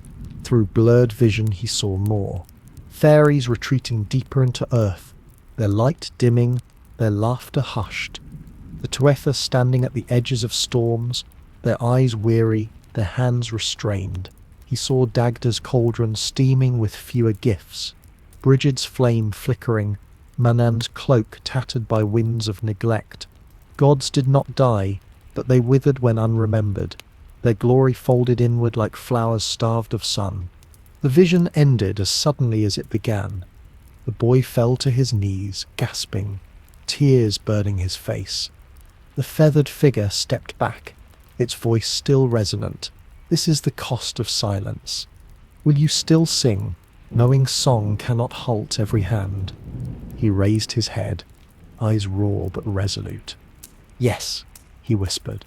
His voice cracked, but he did not waver, because even if it cannot halt, it can remind, and sometimes reminding is enough to bend a hand, or slow a hunger. That is worth my voice. For the first time, the figure inclined its head with something like reverence. Then it faded into the mound, vanishing into shadow. The boy rose unsteadily, his body weak, yet his spirit steadier than before.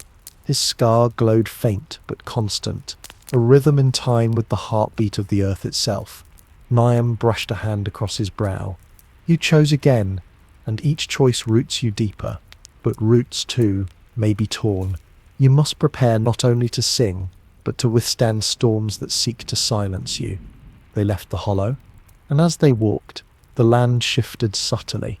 The mist cleared, revealing a broad plain where rivers braided together like silver threads. Across the plain, lights flickered. Villages where men lived, worked, dreamed. The boy felt both longing and fear. He knew that within those homes, children could grow with stories or without them, could honour wells or trample them.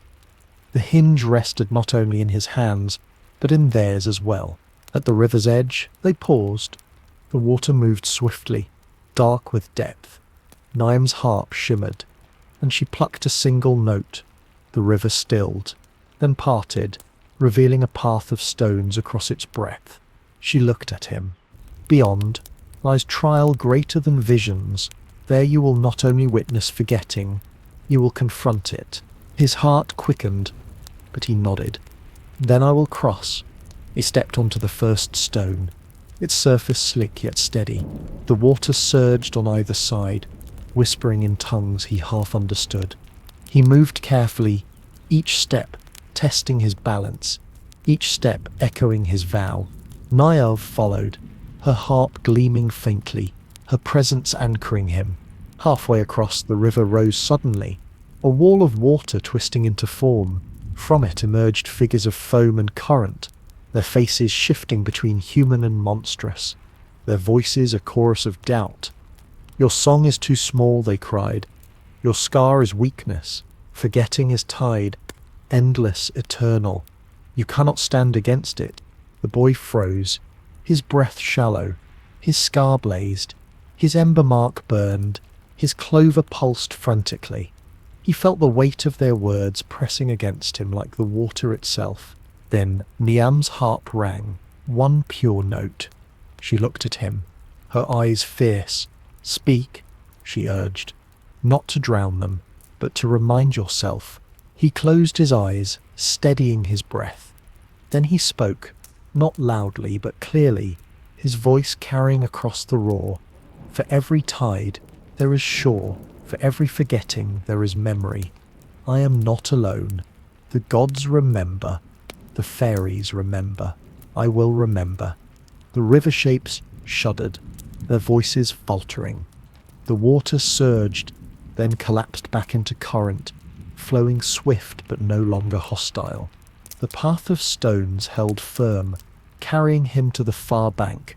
As he stepped onto land, the scar ached less. The ember glowed steady, and the clover pulsed calm once more. Niamh joined him, her harp silent now, her gaze unreadable. Each trial strengthens you, she said softly. But strength draws eyes. There are those who will see you not as hinge but as threat. Her words lingered, carried on the night air, as the horizon lit faintly with the first gleam of another campfire, waiting like a question the boy had not yet answered. The horizon burned faintly with the glow of another campfire, and the boy's scar thrummed with a rhythm that matched the clink of distant iron. He stood still at the river's edge, the sound of flowing water behind him, the silence of waiting earth before him. Niamh lowered her harp, though her fingers lingered on the strings as if ready to strike at any moment. Her eyes remained fixed on the red gleam. "They gather there," she said, voice low. "Not only men with chains, but men who carry words sharpened as blades, priests who speak of one god and no others, scribes who mark the land in ink as binding as iron. They will not only forget, they will demand forgetting from all." The boy's breath caught. He thought of the visions he had seen, the hollow ones, the poisoned wells, the fading laughter of fairies, and understood this was a deeper trial. It was not only hunger for land that pressed upon the covenant, but hunger for power over memory itself. He whispered, almost to himself, "What can one song do against such voices?" Niamh looked at him sharply, her eyes fierce as hawk's flight. "The question is not whether your song is louder, it is whether it endures. Blades break, ink fades, but a song carried from ear to ear, heart to heart, cannot be buried so easily. Endurance is the true strength of remembering." Her words steadied him, though his heart trembled. He touched the ember mark in his palm, feeling its warmth flare. The scar burned as well, aching with urgency. The clover pulsed calm, as though urging him to balance his fire with patience. They walked slowly toward the glow. The path wound through heather and stone, the air heavy with smoke and the faint tang of blood. At last they reached a rise overlooking the camp. Men moved below, shadows cast by firelight, their forms restless. Chains glinted, tools lay scattered, but what caught the boy's eye was the figure standing apart, cloaked in white, holding a staff carved with a cross. His voice rose above the crackle of fire, commanding, certain. The boy listened. The words were sharp, naming the fairies as deceivers, the gods as false, the old stories as traps for souls. Each sentence cut deeper, seeking to sever memory from breath. The men murmured agreement, some eagerly, some hesitantly, but all leaning closer as though the voice pulled them tight. The scar seared, and the boy nearly cried out. Niamh's hand gripped his arm. "This is the wound made flesh," she whispered. "Forgetting given tongue, do not meet it with rage, or you will mirror it. Meet it with remembering." He swallowed, tears stinging his eyes. He felt so small, his voice frail against such thunder. Yet the ember glowed steady, urging him, and Brigid's flame thread flickered within his sleeve. He stepped forward, down the slope, into the circle of firelight. The men turned startled, hands moving to chains and blades. The white-cloaked figure raised his staff, glaring. "Another follower of shadows," he declared. "Another voice of deceit." The boy trembled, but did not falter. He lifted his scarred hand, the faint glow visible in the fire's flicker. "I am no deceiver," he said quietly. Yet his words carried, "I am a singer of what was given, of wells and fire, of earth and kindness. I ask no worship. I demand no fear. I only remind." The men muttered, uncertain. The white-cloaked figure laughed harshly. "Songs do not bind. Chains do. Faith does. What is a boy's whisper against the command of heaven?" The boy's voice wavered, but he pressed the clover to his heart and began to sing. Soft at first, then stronger, he sang of the ash tree that held earth and sky, of the bees whose flight stitched sweetness into the world, of Brigid's fire warming without consuming, of Dagda's cauldron that never emptied. He sang not of dominion, but of gifts. His scar burned, but the ember steadied him, weaving his pain into power. The fire hissed, sparks rising into the night. Some men lowered their chains, eyes flickering with memory, older than the preacher's words.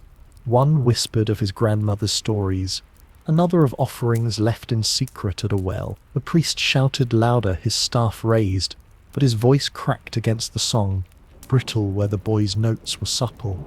The fairies stirred at the edge of the camp, unseen by most, their eyes glowing faintly in the dark. They hummed low, a harmony that wove into the boy's song, subtle yet irresistible. The air thickened with presence, and for a moment the men felt both worlds touch, the fire's warmth and Brigid's flame, the river's rush and Manannan's cloak, the soil's strength and Dagda's cauldron. The white-cloaked figure faltered, his staff shaking. He tried to speak, but his words tangled, his tongue heavy, his certainty, once so sharp, now dulled under the weight of a memory he could not deny. The boy ended his song not with triumph but with silence, his voice fading like dawn after night. He lowered his hand, scar still glowing faint. The men looked at one another, uncertain, torn between the command of fear and the pull of remembering. Niamh stepped forward, her harp ringing one final note, sealing the moment. "The hinge holds," she murmured. The priest stumbled back, his staff clattering against stone. Anger and fear warred in his eyes, but he did not speak again. The men dispersed slowly, some carrying chains, others leaving them behind. The fire dimmed, crackling low. The boy sank to his knees, exhausted, the ember's warmth steadying him. His scar ached, his body weak, yet his spirit endured. He had sung against forgetting, given tongue, and though not all had listened, enough had paused. Niamh knelt beside him, her hand light on his shoulder.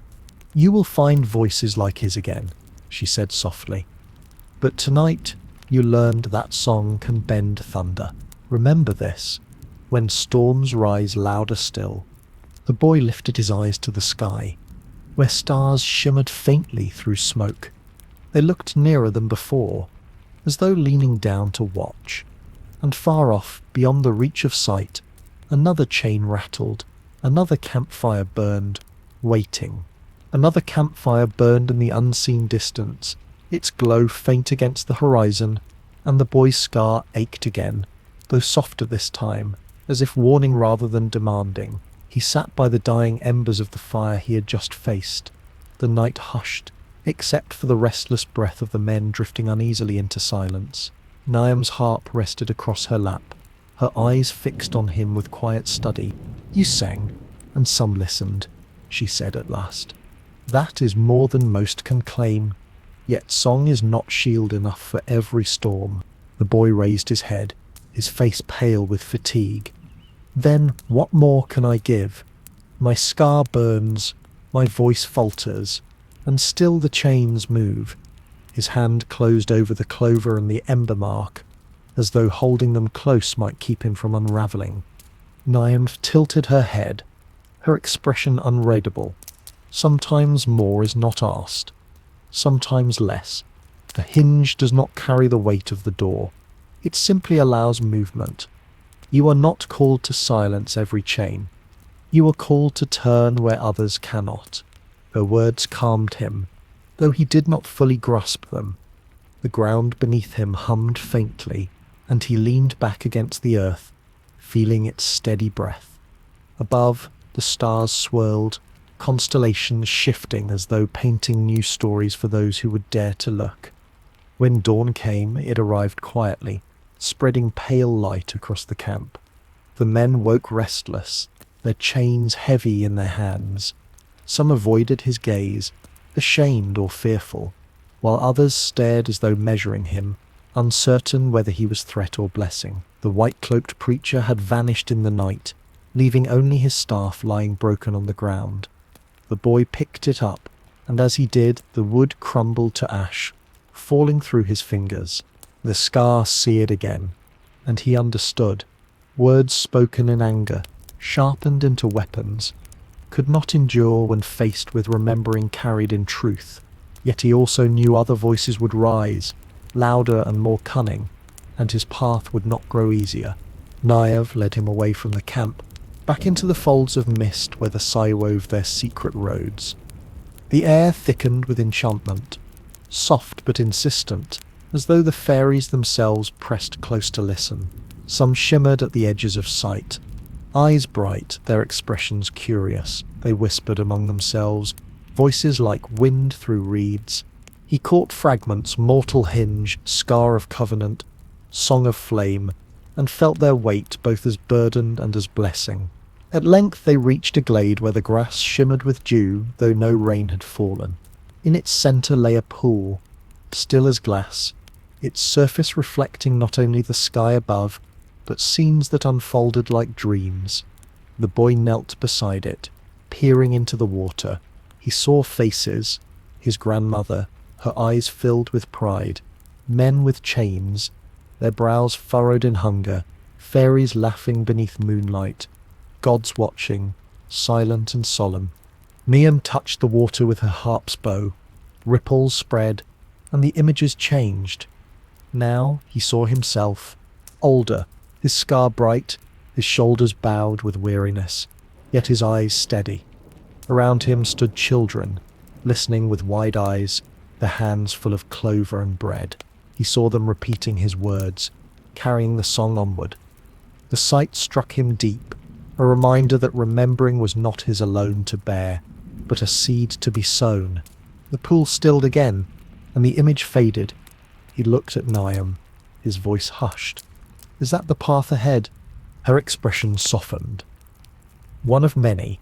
The pool shows what may be, not what must, but remember this. Every song you speak plants roots in others. Some will wither, some will grow. You may never see which endure, yet endurance is not yours to measure. It is theirs." The boy breathed deeply, letting her words settle. His scar pulsed, gentler now, not a warning but a rhythm that matched his heartbeat. For the first time he felt not only burden but companionship in his vow. They left the glade as twilight deepened once more. The mist grew thicker, the air cooler, and the road narrowed into a path lined with stones etched faintly with spirals. The boy reached out to touch one, and as his fingers brushed the carvings, light flared, a voice rose from the stone, ancient and weary, speaking not in words but in essence. "Remember us." His eyes stung with tears. He pressed his scarred hand against the stone, whispering, "I do." The light dimmed, the stone silent again, yet its presence lingered within him. Niam's gaze softened, as though she too had heard. Further along, they came to another circle of standing stones. Here the air thrummed with power, and shadows gathered, not hostile but waiting. Among them appeared the antlered king once more, his eyes deep as twilight. "Hinge-bearer," he said, "you carry scar and ember, clover and cross, but every bearer must also face choice. Will you bind yourself fully to the covenant, or will you walk away before it consumes you?" The boy trembled, his heart pounding. "If I walk away, what becomes of the hinges?" "They will strain," the king answered, some breaking, some holding. Depending on who remembers, the gods will endure, though diminished. The fairies will linger, though hidden.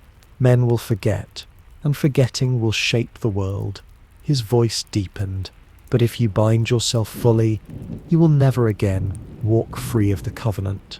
Every breath will be weighed, every step marked. Your wound will never close." The boy lowered his head, the enormity pressing on him like the weight of sky. Niam's harp rang faintly, a note that trembled with sorrow and hope. She did not speak, leaving the choice to him. He touched his scar, feeling its burn, then the ember's warmth, the clover's pulse, the flame thread's glow. He thought of his grandmother's smile, of children in the vision by the pool, of men pausing at his song. He lifted his head, his voice quiet but sure. "I will bind myself." The antlered king studied him long, then raised his hand. Light flared around the boy, encircling him in a web of spirals. The air hummed with ancient power, and his scar blazed like fire. Pain seared him, yet beneath it was strength, a tether that pulled him deeper into the covenant. He gasped, but he did not falter. When the light dimmed, the king's eyes softened. So it is sealed. You are no longer only mortal. You are Hinge incarnate. Where forgetting rises, your presence will answer. The boy staggered, breathing hard. His body felt fragile, yet within him pulsed something vast, as though the earth itself had placed a fragment of its memory in his chest. Niamh caught his arm, steadying him. "So it begins," she whispered. The king vanished into shadow, leaving the circle silent. The boy stood trembling, his scar glowing steady, the ember thrumming, the clover calm, the flame thread bright. He had chosen, and the world itself seemed to breathe differently because of it. And far away, across valleys and seas, the sound of chains rose louder, carried by winds as though to remind him that his covenant had only just begun. The sound of chains carried by the wind grew louder, not as faint echo but as clamour, pressing close, each link striking like iron rain. The boy stood within the circle of stones, his body still trembling from the binding light, his scar glowing steady but fierce. The covenant was sealed in him now, no longer a path chosen lightly but a vow that filled his veins. Every breath seemed woven with threads, not wholly his own. The fairies whispered around the stones, their voices hushed with awe and unease. Some bowed their heads as though in reverence. Others hid their faces as though fearing what he had become. Niamh's harp quivered at her side, strings vibrating without touch, answering to the power that clung to him. She looked at him long, her expression both tender and wary. "You have crossed into a place few mortals ever tread," she murmured. "Your voice will echo differently now. It will comfort, but it may also unsettle. You must learn to bear both." The boy lifted his eyes, his chest heavy with new weight. "Then let me begin," he said softly, though his words carried a resonance that startled even him. The stones around him shimmered, spirals glowing faint as though recording his voice. The path led them onward into valleys where mist thickened and the air grew sharp with iron tang. Here the men had come not only with chains but with forges, raising their hammers in rhythm that drowned the river's songs. Smoke smudged the sky, blotting stars, and trees fell in splintered cries. The boy's scar flared in anguish, his knees weakening under the tide of forgetting. They reached a ridge overlooking a quarry where stone was ripped from earth. Fires roared in pits, and men shouted commands, their bodies gleaming with sweat. At the quarry's edge, a group of fairies stood bound, their light dimmed, their wings heavy with iron shackles. The boy's heart clenched, his scar burning hot as flame. One of the bound fairies raised her head, her eyes faintly aglow. Recognition flickered. She saw the scar upon his hand, the ember's warmth in his gaze. Her lips parted, whispering across the distance, "Hinge-bearer." The word cut him to the soul. He turned to Niamh, voice shaking. "They are prisoners." Her expression was grave. "Iron chains silence us more than words ever could. If they are not freed, their light will fade, and with it part of the covenant." The boy's hand trembled. He felt power coursing through his wound, urging him to act, but he did not yet know how. He closed his eyes, listening inward. The ember whispered warmth, the clover whispered balance, the flame thread whispered endurance. He breathed deep, and when he opened his eyes, he stepped forward. The men noticed him as he descended. Some shouted warnings, others raised hammers, but the boy did not falter. He walked calmly, his scar glowing, his presence unsettling their certainty. When one man raised a chain, his arm faltered mid-air, as though weighed down by invisible force. Another dropped his hammer, eyes wide with confusion. The white-cloaked preacher was not there, but others had taken his place, leaders shouting that the boy was a trick, a spirit of lies. Yet even as they cried out, their voices cracked, faltering against the quiet strength in his step. He reached the bound fairies and placed his hand upon the iron. Pain seared through him, sharper than before, but he did not draw back. He pressed harder, his scar blazing. The iron hissed, smoke rising where flesh met metal, but slowly the shackles loosened, links crumbling into rust that fell like dead leaves. The fairies gasped as light returned to their eyes, wings quivering with new strength. The men shouted in fear, some fleeing, others rushing forward with chains. The boy turned, his voice rising, not as song this time, but as command, shaped by the covenant itself. Enough. The word rang like thunder, yet it was soft, steady, and final. The air stilled, the fires guttered, hammers froze in mid-swing. Even the chains rattled once, and then lay quiet. The men fell back, trembling, as though they had glimpsed not a boy but something greater wearing his form. The freed fairies gathered near him, their light weaving around his body, not to protect but to affirm. Their whispers filled the air, harmonies of relief and awe.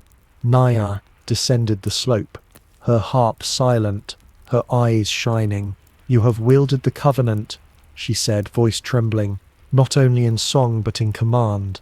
This is the power of binding, but be warned, every time you call it, you draw more of yourself into its keeping." The boy's body shook, exhaustion heavy, yet he stood. He looked at the freed fairies, their wings glimmering faint. "Then let it take me," he said softly. "If it means chains fall, I will give what I must." Niam's gaze darkened, both proud and sorrowful. "Be careful what you offer. The covenant accepts every word as stone." The fairies bowed to him, not as subject, but as kin, their eyes meeting his with gratitude that needed no speech. They slipped into the mist, their light fading into the hidden ways, leaving the boy and Niamh alone among the men. The quarry lay silent, smoke rising thin and aimless. The men did not approach. Some dropped their tools, others slunk away into the shadows, fear written in their faces. Yet not all fled. A few remained, staring at the boy with something more than fear, something like memory stirring at last. One man whispered, voice rough, "My mother. She spoke of wells, of fire. I thought her mad." His gaze flicked to the boy's scar. "But you bear it." The boy met his eyes, weary yet steady. "Your mother remembered." "That is not madness. It is gift. Carry it, if you can." The man bowed his head, silent, but his grip loosened on the chain he had carried. Niamh touched the boy's shoulder. "You have planted a seed. It may grow, or it may wither, but it is planted." The boy nodded, his body trembling with fatigue. The scar still glowed, faint now, but it ached deep, as though warning him that each act of power would demand greater cost. He leaned into the earth, feeling its breath steady him. Above, the stars shifted once more, forming new patterns like roads drawn across sky. He lifted his gaze, heart heavy yet resolute. "If the chains rise louder still," he whispered, "then louder must the remembering answer." And far beyond the quarry, across the land, the sound of drums began, a beat not of iron but of men marching, their steps measured, their banners high, carrying forgetting in forms more organized and more relentless than before. The sound of drums rolled like thunder over the hills, steady and deliberate, their beat heavy with the certainty of men marching in unison.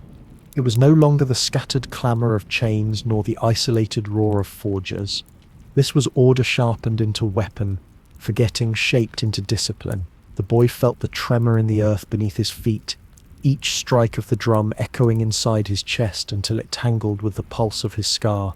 Niamh stood at his side, her harp humming faintly as though uneasy. "This is different," she murmured. "Not hunger of individuals, not greed of villages. This is a tide called by command. The march of forgetting made law." Her words weighed heavily upon him. He remembered the white-cloaked preacher's voice, the quarry's chains, the the smoke that dimmed the sky. Each had been sharp wounds, but this was a flood. His scar burned hotter, not with sudden pain, but with slow, searing heat, as though preparing him for trial deeper than before. They descended into a valley where the mist cleared, revealing a broad plain trampled flat by many feet. At its center, a column of men moved, armored, their banners marked with crosses and symbols unfamiliar to the land. They carried not only iron, but words inscribed on parchment, edicts declaring what could be believed and what must be cast aside. Their voices rose in chants, heavy, relentless, pressing down like weight upon the sky. The boy's heart quailed. He felt smaller than ever, his song a fragile reed against this storm of certainty. Yet Niam's touched his shoulder, her eyes steady. Do not measure by numbers, measure by roots. The deepest roots do not fear the weight above. He drew a trembling breath and stepped forward, the fairies shimmering faintly at the edges of sight. The men noticed him, their columns slowing, drums faltering for a beat. A commander rode forward, eyes sharp, voice cold. Another trickster, dressed in tails. You will be silenced, as all falsehood shall. The boy raised his scarred hand, its glow faint but visible in the dusk. I am no falsehood. I am remembering. His voice carried, quiet yet distinct, threading between the chants. The commander sneered, lifting a parchment high. Remembering dies when law speaks. This is law. He tore the parchment in half, letting its pieces scatter. Yet his eyes burned with pride. Your songs are nothing. The boy's scar seared, his breath catching. He felt despair pressing close, the chant of hundreds drowning him. Yet then he remembered the pool's vision, children holding clover and bread, their eyes wide with memory. He remembered the freed fairies whispering kinship, the man in the quarry recalling his mother's tales. His wound blazed, not with weakness, but with defiance. He began to sing, his voice trembling yet clear. He sang not to the men, but to the earth itself, to the rivers now trampled, to the trees cut but not forgotten. His song rose of Brigid's flame still smouldering in hearths, of wells that whispered even when covered, of stars weaving patterns beyond banners. The air shifted, subtle yet strong, the ground vibrating in answer. The men faltered, their chants stumbled, their rhythm broken. Some looked uneasy, glancing to the sky as though sensing something vast pressing near. The commander shouted louder, ordering the drums to strike again. But the sound cracked, hollow, no longer steady. From the mist emerged figures, not hostile, not bound, but radiant. Fairies stepped onto the plain, their light weaving with the boy's song. They did not attack, but they stood, presence undeniable, their silence louder than chains. The men shuddered, some crossing themselves, others dropping banners in fear. The commander raged, his voice raw. Illusions, trickery. Yet his horse reared, refusing to step forward, its eyes rolling white. The boy's song softened, but it did not fade. It wove into the air, quiet as breath yet stronger than thunder, and one by one the chants of the men faltered, their voices falling into silence. The plain grew still, the drums lay mute. Only the boy's song lingered, woven with fairy hum and the steady hush of the wind. At last the boy stopped, breath ragged, body trembling. His scar glowed fiercely, pain coursing through him. But he stood. Niam moved to his side, steadying him. Her voice was low, meant only for him. You bent the tide, but tides return. Remember, each act binds you tighter. Do not lose yourself before the covenant is fulfilled. He nodded weakly, his eyes drifting to the men. Many were fleeing, their order broken, their certainty cracked. Yet some remained, kneeling, not in worship, but in awe, as though glimpsing a memory they could not deny. One lifted his head, eyes wet. My grandmother spoke of fire that never dies, he whispered. I thought it was a lie. but I see it now. The boy met his gaze, weary yet steady. It was never lie. It waits in you. The man lowered his eyes, silent, but he held his banner no longer. The boy turned away, the fairies fading into mist once more. His body shook with exhaustion, his scar blazing hotter than ever. He knew the Covenant's weight had grown heavier, the tether drawn tighter, yet within the ache was also clarity. The remembering lived not only in him but now in others. They left the plain as night deepened, the stars veiled by smoke, but faintly glimmering still. The boy's steps faltered, and Nyah caught him before he fell.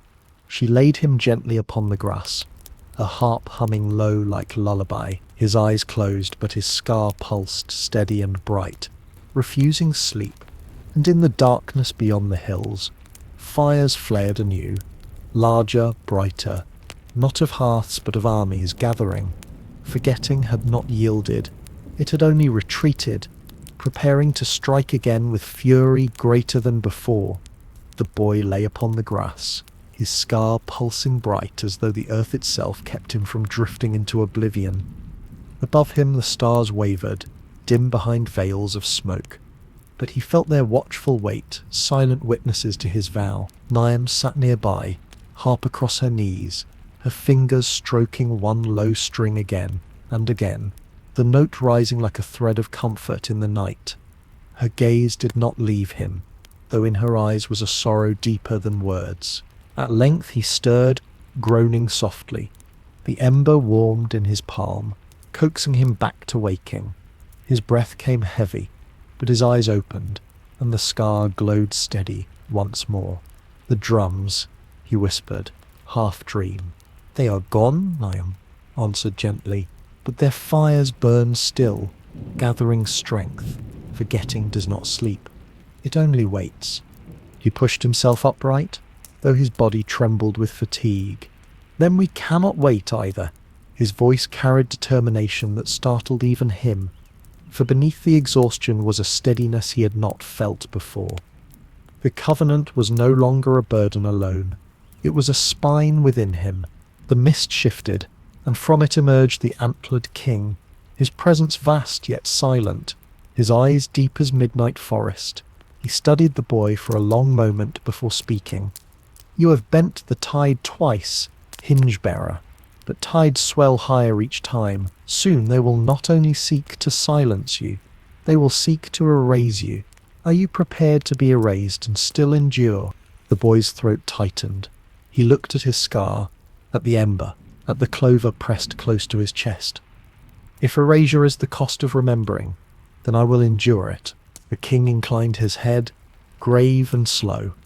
"Then you must descend into the place where forgetting gathers its deepest power. Not on plains, nor quarries, nor camps, but in the hollow beneath men's hearts, where fear grows fat and memory is smothered. There lies the true chain."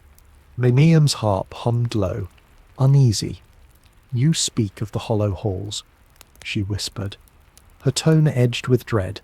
The king's gaze did not waver. "Yes, the hollow halls where unspoken forgetting festers, where even fairies fear to tread. Only there can covenant be proven whole, and only there can you face what forgetting truly is." The boy shivered, but he nodded. "Then guide me." The king turned, dissolving into the mist, and the road opened like a wound in the earth. They followed, Nyah's harp trembling with every step. The air grew heavier, cold as if light itself feared to enter. The ground sloped downward, into a cavernous hollow where shadows clung like flesh. The boy's scar seared, but the ember glowed brighter, guiding him forward. At the heart of the hollow they found it, a vast hall carved not by hand but by absence itself. Its pillars were roots stripped bare, its ceiling a dome of stone blackened by ages. At its centre hung chains, countless and vast, suspended from nothing, rattling without wind. Each link was forged of silence, each clink a memory lost. The sound filled the hall, endless and suffocating. The boy staggered, clutching his chest. He heard voices, Countless voices, fading, grandmother's songs cut short, prayers whispered then abandoned, stories never finished. His scar blazed until it blinded him. He fell to his knees, gasping, his body racked by pain. Niam knelt beside him, her hands trembling, as she steadied him. "Do not let it break you," she urged, her voice fierce. "This is forgetting's core.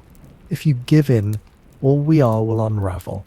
The chains clattered louder, twisting into shapes, faces made of absence, eyes hollow, mouths wide in silence. They pressed close, whispering without sound, drowning him. His scar burned until he thought his hand would tear apart. He cried out, but the cavern swallowed his voice. Then, faint within him, the ember pulsed. Warmth flickered, fragile but steady. He clutched it, pressing it against his scar. Light spread, dim at first, then brighter, pushing back the hollow forms. His breath steadied, though tears streamed down his face. The chains writhed, resisting, their silence turning to shrieks of nothingness. But the ember's glow grew, fed by his wound, by his vow, by every memory he carried.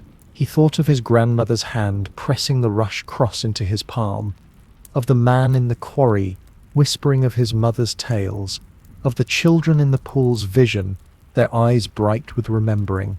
Each face flared within him, each one a root anchoring him.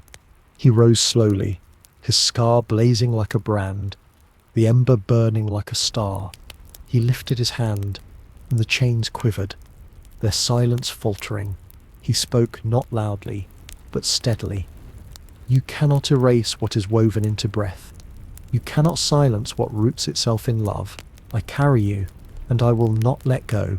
The hall shook, chains rattling wildly. Some links cracked, others shattered, fragments falling into dust. Light spilled into the hollow, faint but real. The shadows shrieked and retreated, folding back into the walls. The boy staggered, drained, his body barely holding. Niam caught him, her harp ringing loud, a clear chord that sealed the light. The cavern trembled, then stilled. Many chains remained, but some lay broken, their silence undone. The antlered king appeared once more, his eyes grave yet softened. "You have wounded forgetting itself. The hinge holds firmer now. But beware, the wound you gave it is also wound you bear. It will seek you more furious than before." The boy's scar throbbed fiercely, pain deep as bone. Yet he stood. His voice was weary but unshaken. "Let it come. I will stand again." The king inclined his head and faded into the mist. The hall fell silent, no longer suffocating, but heavy with what remained undone. The boy leaned against Naya, his breath ragged, his strength nearly gone. Yet within his chest the ember glowed steady, his scar bright, his vow unbroken. Above the hollow, the world shifted. Fires flared across the land, banners rose higher, voices of command grew louder. Forgetting had been wounded, but in its fury it gathered armies greater than before, and in the quiet after the battle of chains, the boy understood the true confrontation had only just begun. The hollow silence followed them as they rose again into the night. The air outside sharp with frost, the stars burning fierce above. The boy's body sagged with weariness, yet his scar glowed brighter than ever, as though the wound of forgetting he had struck below now pulsed within him. Every step was heavy, but the ember in his palm whispered warmth, urging him forward, while the clover pressed against his chest soothed the sharpness of pain. Niall walked close, her harp humming with low notes of caution. "Forgetting is wounded," she said softly, "but wounds breed fury. It will not retreat, it will gather, and it will strike, and when it does, it will not come only as chains or drums, it will come as storm." The boy raised his gaze to the horizon. In the distance, flames flickered, not scattered, but lined as if marking walls of fire. Smoke coiled upward, veiling stars. The ground trembled faintly, and the air carried with it a smell both acrid and bitter. He knew before he spoke that this was no village fire. This was an army. As they drew closer, the mist parted to reveal the plain. Thousands gathered there, their banners tall, their armor gleaming in firelight. Priests moved among them, their voices rising in chants that declared old gods false, fairies deceivers, memory itself an enemy to be hunted. At the plain's centre stood a great pyre, wood piled high, its flames licking the sky, and bound before it, figures shimmered. Fairies, their wings subdued, their light dimmed, they writhed against iron shackles, their silence more piercing than screams. The boy's scar seared so fiercely he nearly collapsed. He pressed his palm against the wound, gasping. Yet he stepped forward. "We cannot let them burn," he whispered, his voice cracking. Niam's eyes darkened. "If they burn, a part of us burns with them. But this is no small band of men, no scattered camp. This is forgetting at its fiercest, sharpened by fear and law. To walk into this is to walk into death." The boy trembled. His body begged him to turn, to hide. Yet the ember pulsed warm, the clover whispered calm, the flame thread glowed faint within his sleeve, and in his chest his vow rose clear. "If erasure is the cost, I will endure it." He descended the slope, stepping into the circle of firelight. Men turned, startled, their chants faltering for a heartbeat. The priests fixed their eyes on him, sharp and cold. One raised his staff, pointing. "There, the deceiver who breaks chains, bind him, and let him burn with them." The soldiers surged, iron flashing.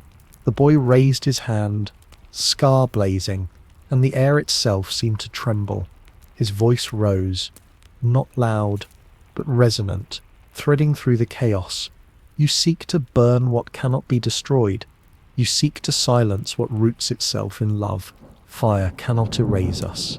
It only reminds." The pyre cracked, sparks flying.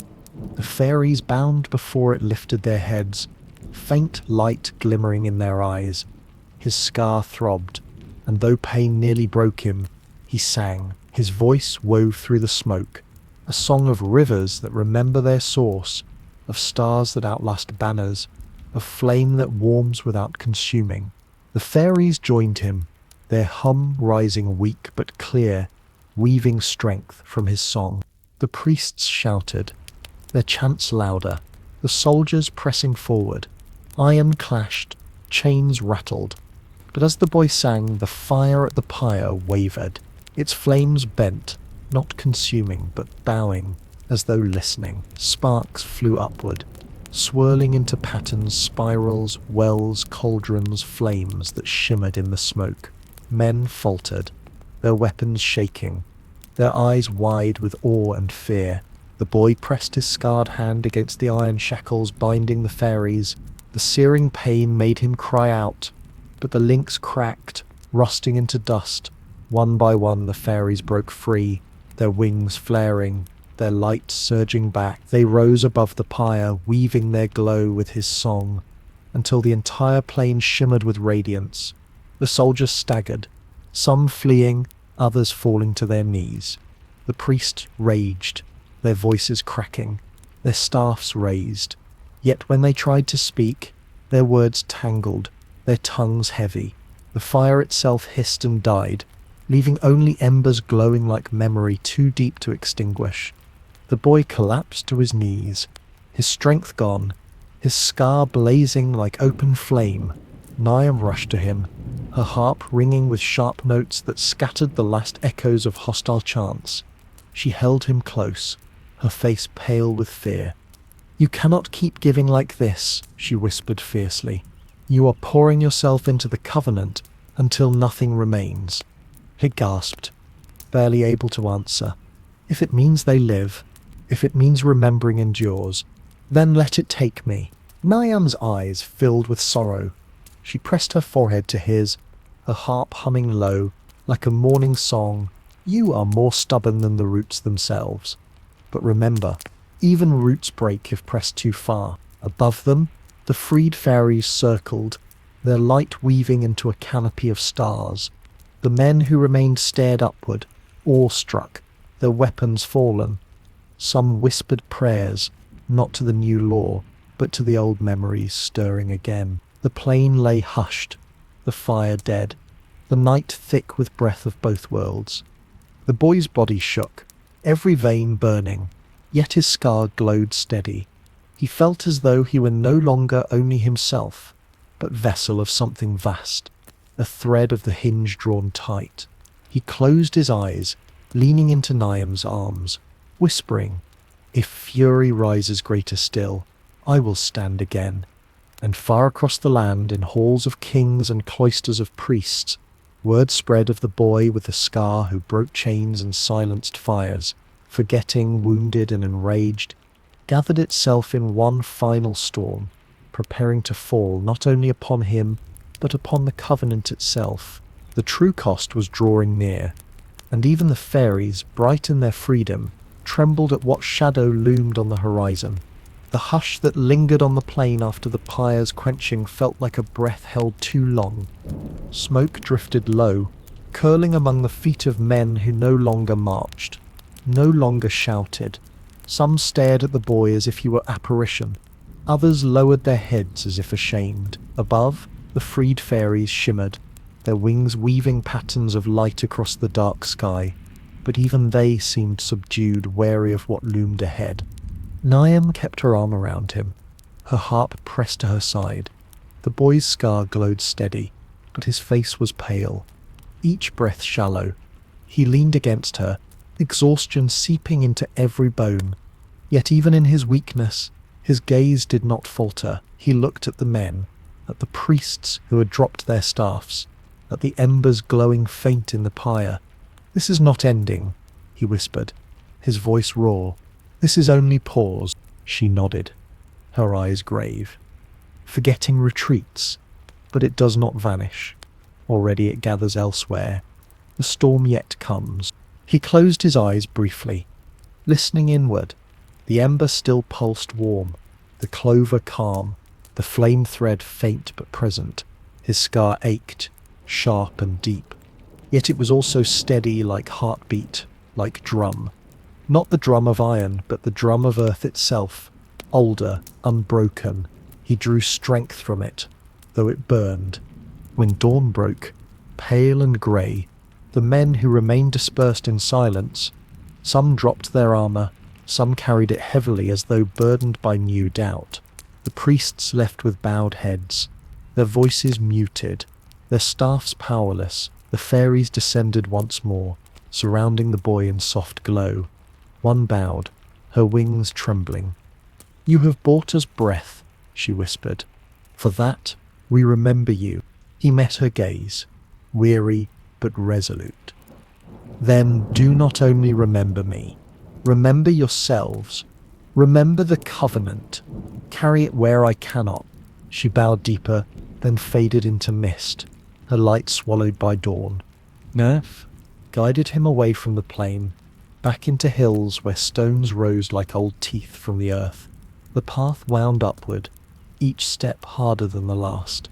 The boy staggered, his strength nearly spent, but he did not ask to stop. He knew something waited, something final, and he must meet it before his body gave way. At the crest of the hill stood the antlered king. His presence was vast, shadow and radiance entwined, his eyes deep as twilight. Around him gathered other figures. Brigid, her flame trembling low but unextinguished. Dagda solemn, his cauldron at his side. Mananan, his cloak frayed but still glimmering with sea's breath.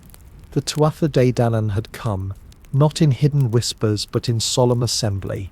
The boy fell to his knees, head bowed, scar blazing. The gods watched him, their gazes neither cruel nor kind, but grave. The king spoke first, his voice like forest wind. "You have borne wound and given wound. You have bent chains and broken silences. But now the storm gathers full, and covenant itself trembles. The question is no longer whether you endure, but whether covenant endures through you." Brigid stepped forward, her flame flickering across his face. Your song has reached ears we thought closed forever. Yet song alone cannot bind storm. A sacrifice is required, hinge-bearer, a giving beyond voice. The boy's chest tightened. His breath shook. What more can I give? I have poured my strength, my scar, my breath. Dagdiel's voice rumbled like distant thunder. Your life, if need be. The covenant demands not half, but whole. Only in whole does it root deep enough to withstand forgetting storm. Naam's harp cried a discordant note, sharp as pain. She stepped forward, her eyes blazing. He is only boy, you would take his life as shield. The gods did not answer. Their silence was heavier than speech. The boy lifted his head, his eyes shimmering with tears, but not of fear. If my life roots remembering so deep it cannot be torn, then let it be so, but promise me this. Promise me my death is not silence. Promise me it carries song. Bridget knelt, touching his brow with flame. We promise your death, if given, will be memory, not erasure. It will be root, not ash. Naam shook her head, her voice breaking. There must be another way. He is not stone, not well, not flame. He is flesh. He is mine to guard. The antlered king's gaze softened, though his voice remained solemn. All hinges strain. Some break, some hold. He has chosen to be hinge. We can only honour choice. The boy reached for Niam's hand, pressing it to his scar. Do not grieve me yet, he whispered. I am not gone. The storm has not fallen. And while I breathe, I will sing. Her tears glimmered, but she held him close, her harp humming low, morning before morning was due. The gods stepped back, fading into mist, leaving their vow unspoken but certain. The hilltop grew quiet, the wind cold. The boy leaned against Niam, his body frail but his spirit steady. He closed his eyes, listening to the land, to the faint hum of fairies in hidden places, to the pulse of his scar. And on the horizon, the storm rose, clouds black, winds wild, voices countless. Forgetting gathered its full fury, a wave vast enough to drown gods and men alike. The boy's breath shook, but he whispered into the wind, Then let me meet you. I will not bow. The storm answered with thunder, rolling like iron across the sky. The storm gathered like a living thing, its roar filling the valleys, its darkness swallowing the horizon. Lightning split the clouds, jagged veins of white searing the sky. Yet within that storm was not only rain or thunder, but a deeper cry, the countless voices of those who had forgotten, their longing and emptiness twisted into fury. It was forgetting made flesh, forgetting made storm, surging toward the hill where the boy and Niam stood. He rose to his feet, though his body shook with strain, his scar burning like molten iron beneath his skin.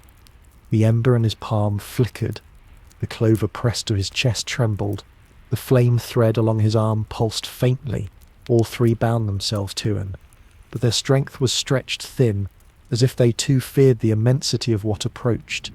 Niam lifted her harp, her fingers trembling but resolute.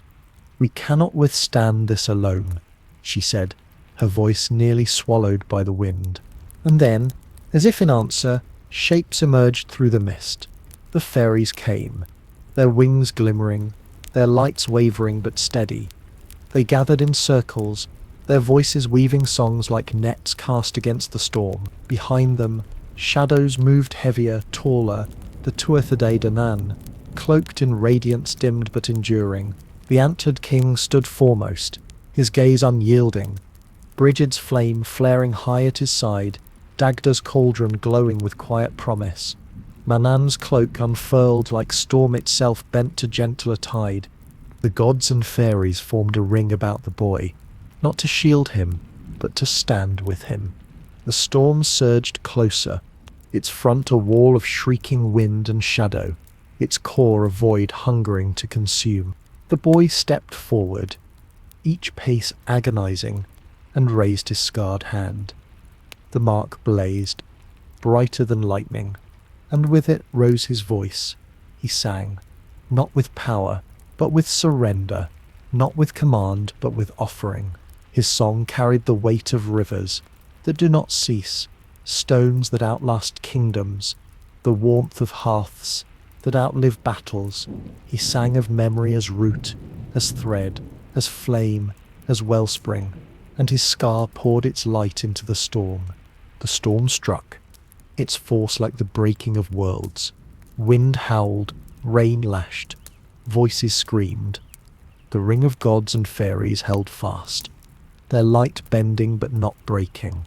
Niam's harp cried fierce chords, strings snapping beneath her hands, yet ringing truer than iron. Brigid cast her flame outward. Dagda poured from his cauldron strength unending. Manon's cloak caught the storm's fury and cast it wide, yet still the storm pressed, a wave that threatened to drown even divinity. The boy stumbled, his scar tearing wider, agony blazing through his body. His song faltered, his breath breaking. Nynaeve caught him, pressing her hand to his chest. "Hold, beloved," she whispered, though her tears ran freely. "Hold for just a heartbeat more." And in that heartbeat, the fairies gave themselves. Their lights flared brighter, each pouring a fragment of their being into the song. They remembered their own joys and sorrows, their hidden laughter, their ancient grief, and they wove it all into radiance. The gods, too, bent their essence, their power flowing not to command, but to serve the hinge the boy had become. The scar burst fully open, and from it spilled not blood but light, pure, searing, endless. The boy cried out, his body breaking, yet his voice rose higher than storm, higher than thunder. His song split the tempest, and in its wake came silence. The storm shuddered, fractured, its voices unravelling into fragments. The clouds tore apart, the rain ceased mid-air, the lightning stilled. For a breath all was still. Then the storm collapsed, scattering into mist, leaving only a hushed night, stars burning clear above. The boy collapsed, his body limp, the scar a glowing wound across his chest. His eyes fluttered shut, his breath faint. Niamh fell beside him, clutching him fiercely, her harp silent in the grass. The gods stood solemn, their faces shadowed with awe and grief. The fairies circled, their lights dimmed but unextinguished. One whispered, voice trembling, "The storm is broken, but at what cost?" The boy stirred faintly, his lips parting. His voice was weak, yet steady. Not cost. "Root, let it root." Niamh pressed her face to his, whispering, "Stay, please stay." The gods said nothing. They watched the boy, the scar's light flickering like a candle in wind. The night held its breath, balanced between survival and loss, between memory enduring and memory demanding full price. And in that stillness the Covenant waited, listening to see whether the hinge would yet hold or whether it would break beneath the weight of all worlds. The night that followed the storm's collapse was deeper than any that had come before. The stars shone with startling clarity, as if scrubbed clean by the unmaking of clouds, but the earth below was heavy with silence. The fairies circled in hushed reverence, their glow subdued, their wings quivering as though uncertain whether to rise in song or fall in mourning. The gods lingered, their solemn faces turned toward the boy who lay in Niamh's arms, his scar still glowing faintly as though it bore the weight of an entire sky. Niamh cradled him, her tears tracing silent lines down her cheeks. She pressed her harp to the earth, strings broken and limp, but its body hummed faintly in sympathy with her grief. She whispered to him, not words of farewell, but fragments of song, lullabies and river tunes, notes she had once played when the nights were gentler.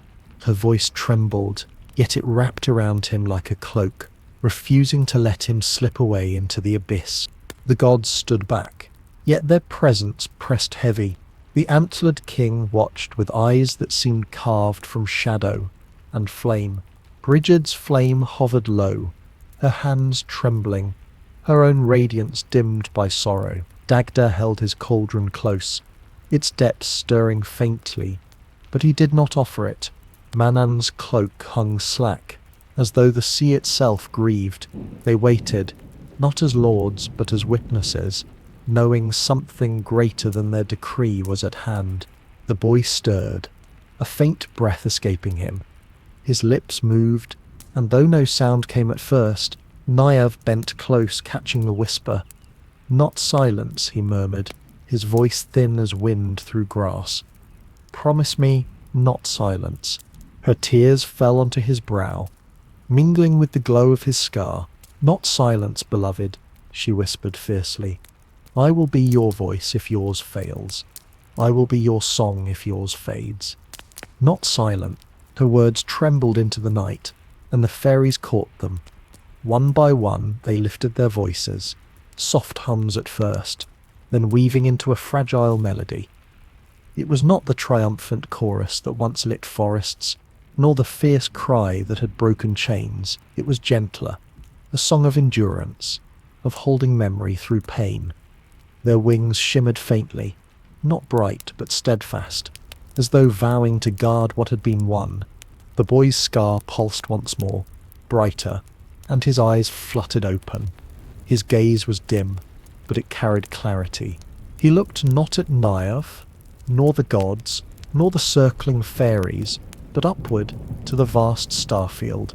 "The hinge holds," he whispered, his lips cracking into the barest smile. "The root is deep now.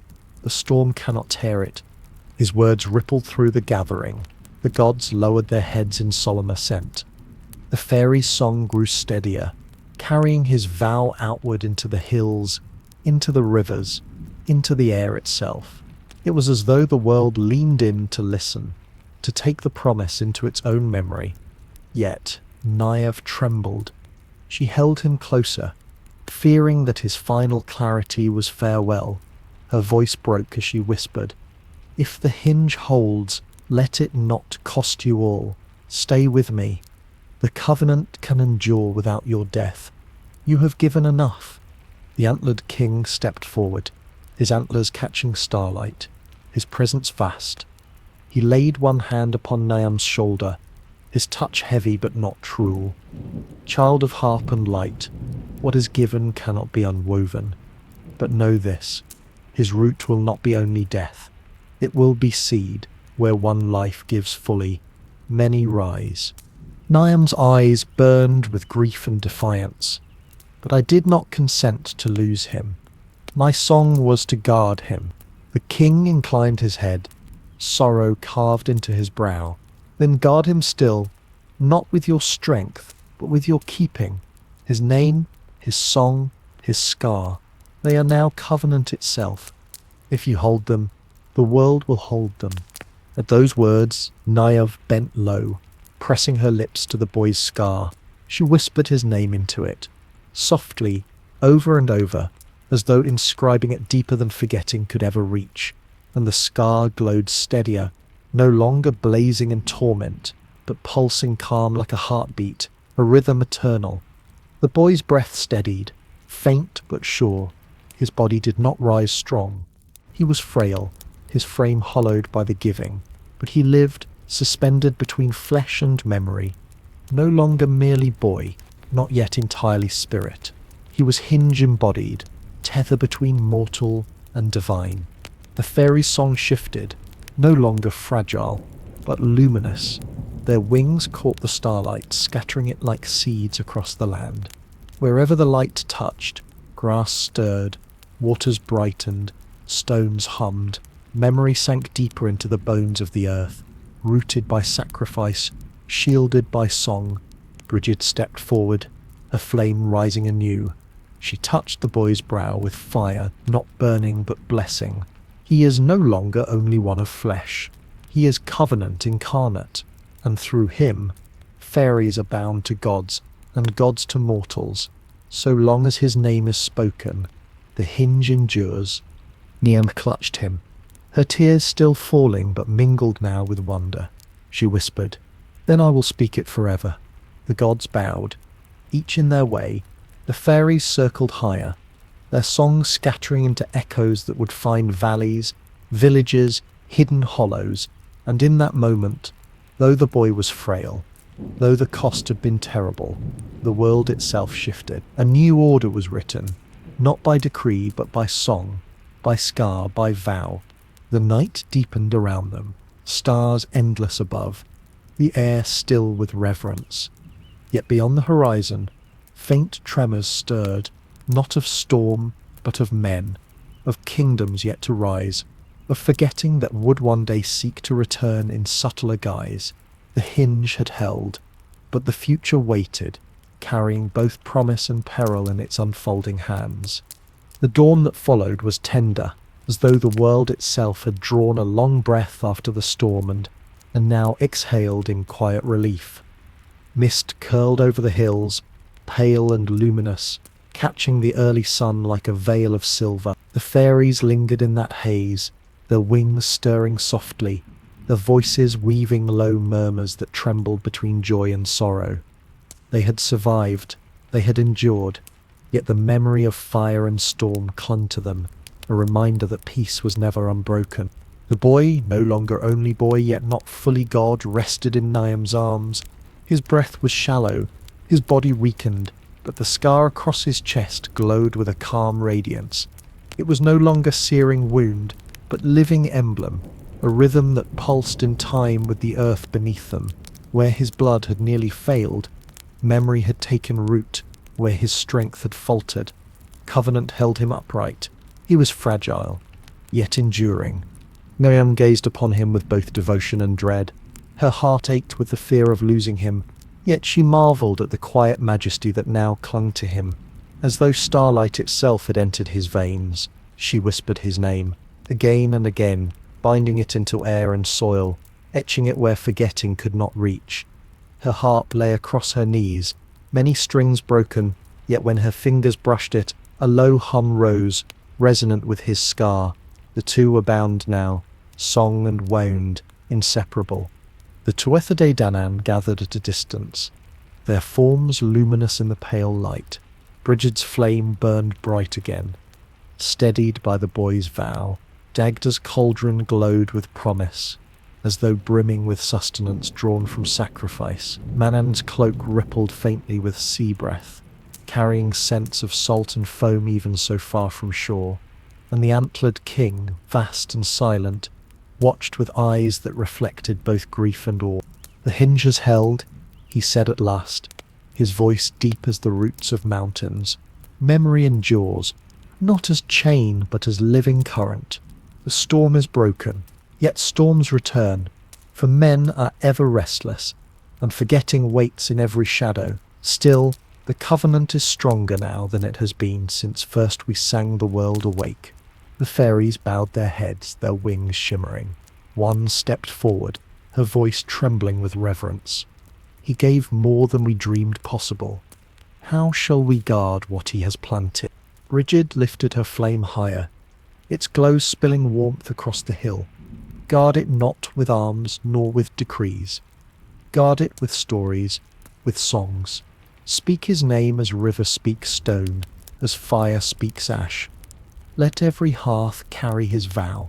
In that way, forgetting cannot take root, for memory will be sown into the marrow of generations. The fairies nodded, their voices rising into a soft chant, the boy's name carried among them. Their chant mingled with the rustle of leaves, the hum of bees, the murmur of waters in distant streams. The land itself began to echo, as though joining in the vow. Niam pressed her lips to his brow. "Do you hear them?" she whispered. "You are not silence. You are seed, and already you grow." His eyes opened faintly, shimmering with starlight. His lips curved into a fragile smile. "Then let me rest, knowing I am carried." The gods stepped back, dissolving into mist one by one, their presence lingering like perfume in air long after departure. Brigid's flame drifted upward, embedding itself into the sky as a morning star. Dagda's cauldron sank into earth, promising bounty in hidden places. Manann's cloak swept out, leaving behind the faint sound of waves in the distance. and the antlered king lingered last, his gaze meeting Niam's. "Keep him," he said simply. "Keep him well. In you his memory will never fade. In you the hinge will always sing." Then he too was gone, the hill quiet once more. Niam looked down at the boy. His chest rose faintly, the scar pulsing. She rocked him gently, her harp humming against her leg. Around them, the fairies hovered, guardians of a covenant renewed. Their eyes glowed with both devotion and fear, for they knew what had been preserved was not invincible. Men would rise again, kingdoms would swell, forgetting would return in subtler forms. Yet, for now, the hinge held. She lifted her harp and plucked a single note. It rang clear, startling in its purity, and the fairies answered with a chord of their own. The boy's scar brightened in rhythm, as though he too joined. The air shimmered, filled with promise. The day stretched forward, golden light spilling over fields and forests, rivers and stones. The world exhaled its long-held breath. Yet on the horizon, faint and far, shadows lingered. Not storms of fury, but veils of doubt, of fading memory, of men too quick to forget. The hinge had not ended the struggle. It had only deepened its root. Niam held him closer, her gaze fixed on the horizon. "Let them come," she murmured. "We will sing again. We will always sing." And the fairies' wings stirred, brightening as they rose into the dawn, scattering their light like seeds across the awakening world. The day waned slowly, sunlight lingering as though reluctant to leave the wounded hill. Golden beams traced long shadows across the stones, and the air was rich with the sense of earth renewed after storm. The fairies still circled, though their wings now moved softly, less in vigilance than in reverence. They were no longer guardians braced against fury, but keepers of memory, their light steady and solemn. Niam sat upon the slope, the boy resting in her arms. His breath came faint, yet each exhale carried a quiet strength. His scar pulsed not in agony but in rhythm, a gentle tide, though his body remained frail. He was no longer only of flesh, he had become thread between realms. Song made living, root embodied, she gazed at him with sorrow and wonder interwoven. Her heart aching yet filled with awe, she plucked her harp gently, its broken strings yielding ghostly tones. Each note seemed to drift outward, carried by unseen currents, and the fairies echoed her melody in whispers. Their song mingled with hers until hill and valley alike seemed to hum. Even the rivers below answered, their currents brightening, their voices flowing with remembrance. The covenant had stretched beyond oath or vow. It had become world song woven into stone and stream, fire and wind. As evening descended, the Tuatha De Danann appeared once more, not in solemn assembly, but in quiet procession. Brigid's flame hovered low, tender and warm. Dagda's cauldron glowed faintly, promise subdued yet enduring. Manann's cloak stirred with the salt of distant seas. The antlered king stood behind them, vast as twilight, his presence less weight than shelter. They did not speak at first. They simply stood, watching, as though bearing witness to something greater than even their power. At last, Brigid knelt beside Niamh and touched the boy's scar with fire. Her flame flared, then stilled, joining the glow. "He will not pass into silence," she said gently. "He is memory now, his life entwined with covenant. Where a hearth burns, where a song is sung, where a name is spoken with love, there he will be." Niamh's tears glistened, but her voice was steady. "Then I will keep singing. I will not let the world forget." Dagda placed his cauldron upon the ground. Its depths shimmered, reflecting stars, though night had not yet fully fallen. From his giving, abundance shall come. Not only food, not only fire, but abundance of story. Generations will drink, and they will not thirst. Anand spread his cloak, its folds rippling like tide. When men sail far, when kingdoms rise and fall, his memory will cross with them, hidden in waves, carried in winds. They will forget, yes, but forgetting will never fully prevail. His thread runs deeper than sea. The antlered king stepped forward last. He laid one great hand upon the boy's brow, then upon Niam's shoulder. His gaze shone like dusk and dawn, woven together. What is hinge cannot be unmade. You, keeper of harp, have bound his name where even shadow cannot unravel it. You, child of Scar, have given root that storms cannot tear. Covenant endures. With that, the gods dissolved into the evening, their forms scattering like mist into sky.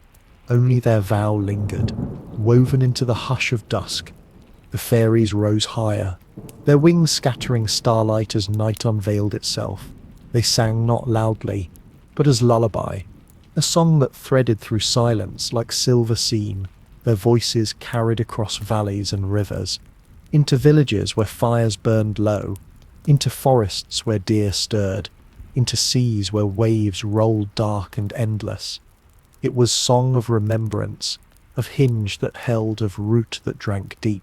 Niam lifted her harp, broken yet resonant, and joined them. Her notes, fragile but clear, stitched the song together, and in each tone she wove his name. The boy stirred, his lips moving faintly, and though his voice was almost soundless, it blended with hers, completing the chord. In that moment there was no wound, no frailty, no grief, only harmony, only covenant fulfilled. The stars thickened overhead, brighter than before, as though heavens themselves bent low to listen. The scar upon his chest glowed steady, neither pain nor fire, but rhythm, heartbeat of memory. Niam pressed her forehead to his, whispering, "Rest, beloved, the world carries you now, and I will carry you always." The fairies bowed, their wings folding like petals, then rose and scattered, bearing fragments of light into every corner of the land. Some settled in hearth smoke, some in dew upon grass, some in glimmers upon rivers. They became seed of memory, small yet indestructible, destined to bloom wherever hearts opened to wonder. Night deepened fully, cool and serene. The hill lay quiet, wrapped in starlight. The boy's breath grew softer, his body light in Niam's arms, yet his presence vast, stretching into soil and sky alike. He had given all, but in giving he had become more than self. He had become story, covenant, song eternal. And so the tale of the fairies and the gods found its resting place, not in triumph alone, not in sorrow alone, but in weaving of both. For the covenant was not victory over forgetting, nor defeat by it, but balance, memory rooted, storm endured, promise renewed. Niam closed her eyes, listening to the hum of harp and scar, to the distant chorus of fairies fading into night. She breathed deeply, letting the quiet fill her, and with a voice calm as water, she whispered once more his name into the dark, knowing it would ripple outward forever. Thus the story ends, not with silence but with song, song gentle as mist, enduring as stone, bright as flame, flowing as river, vast as sea. Memory held, fairies enduring, gods bound by vow, and a boy whose scar became hinge of worlds. And in the hush of night, where stars shine endless, that song still lingers, waiting in every breath of earth for those who will listen.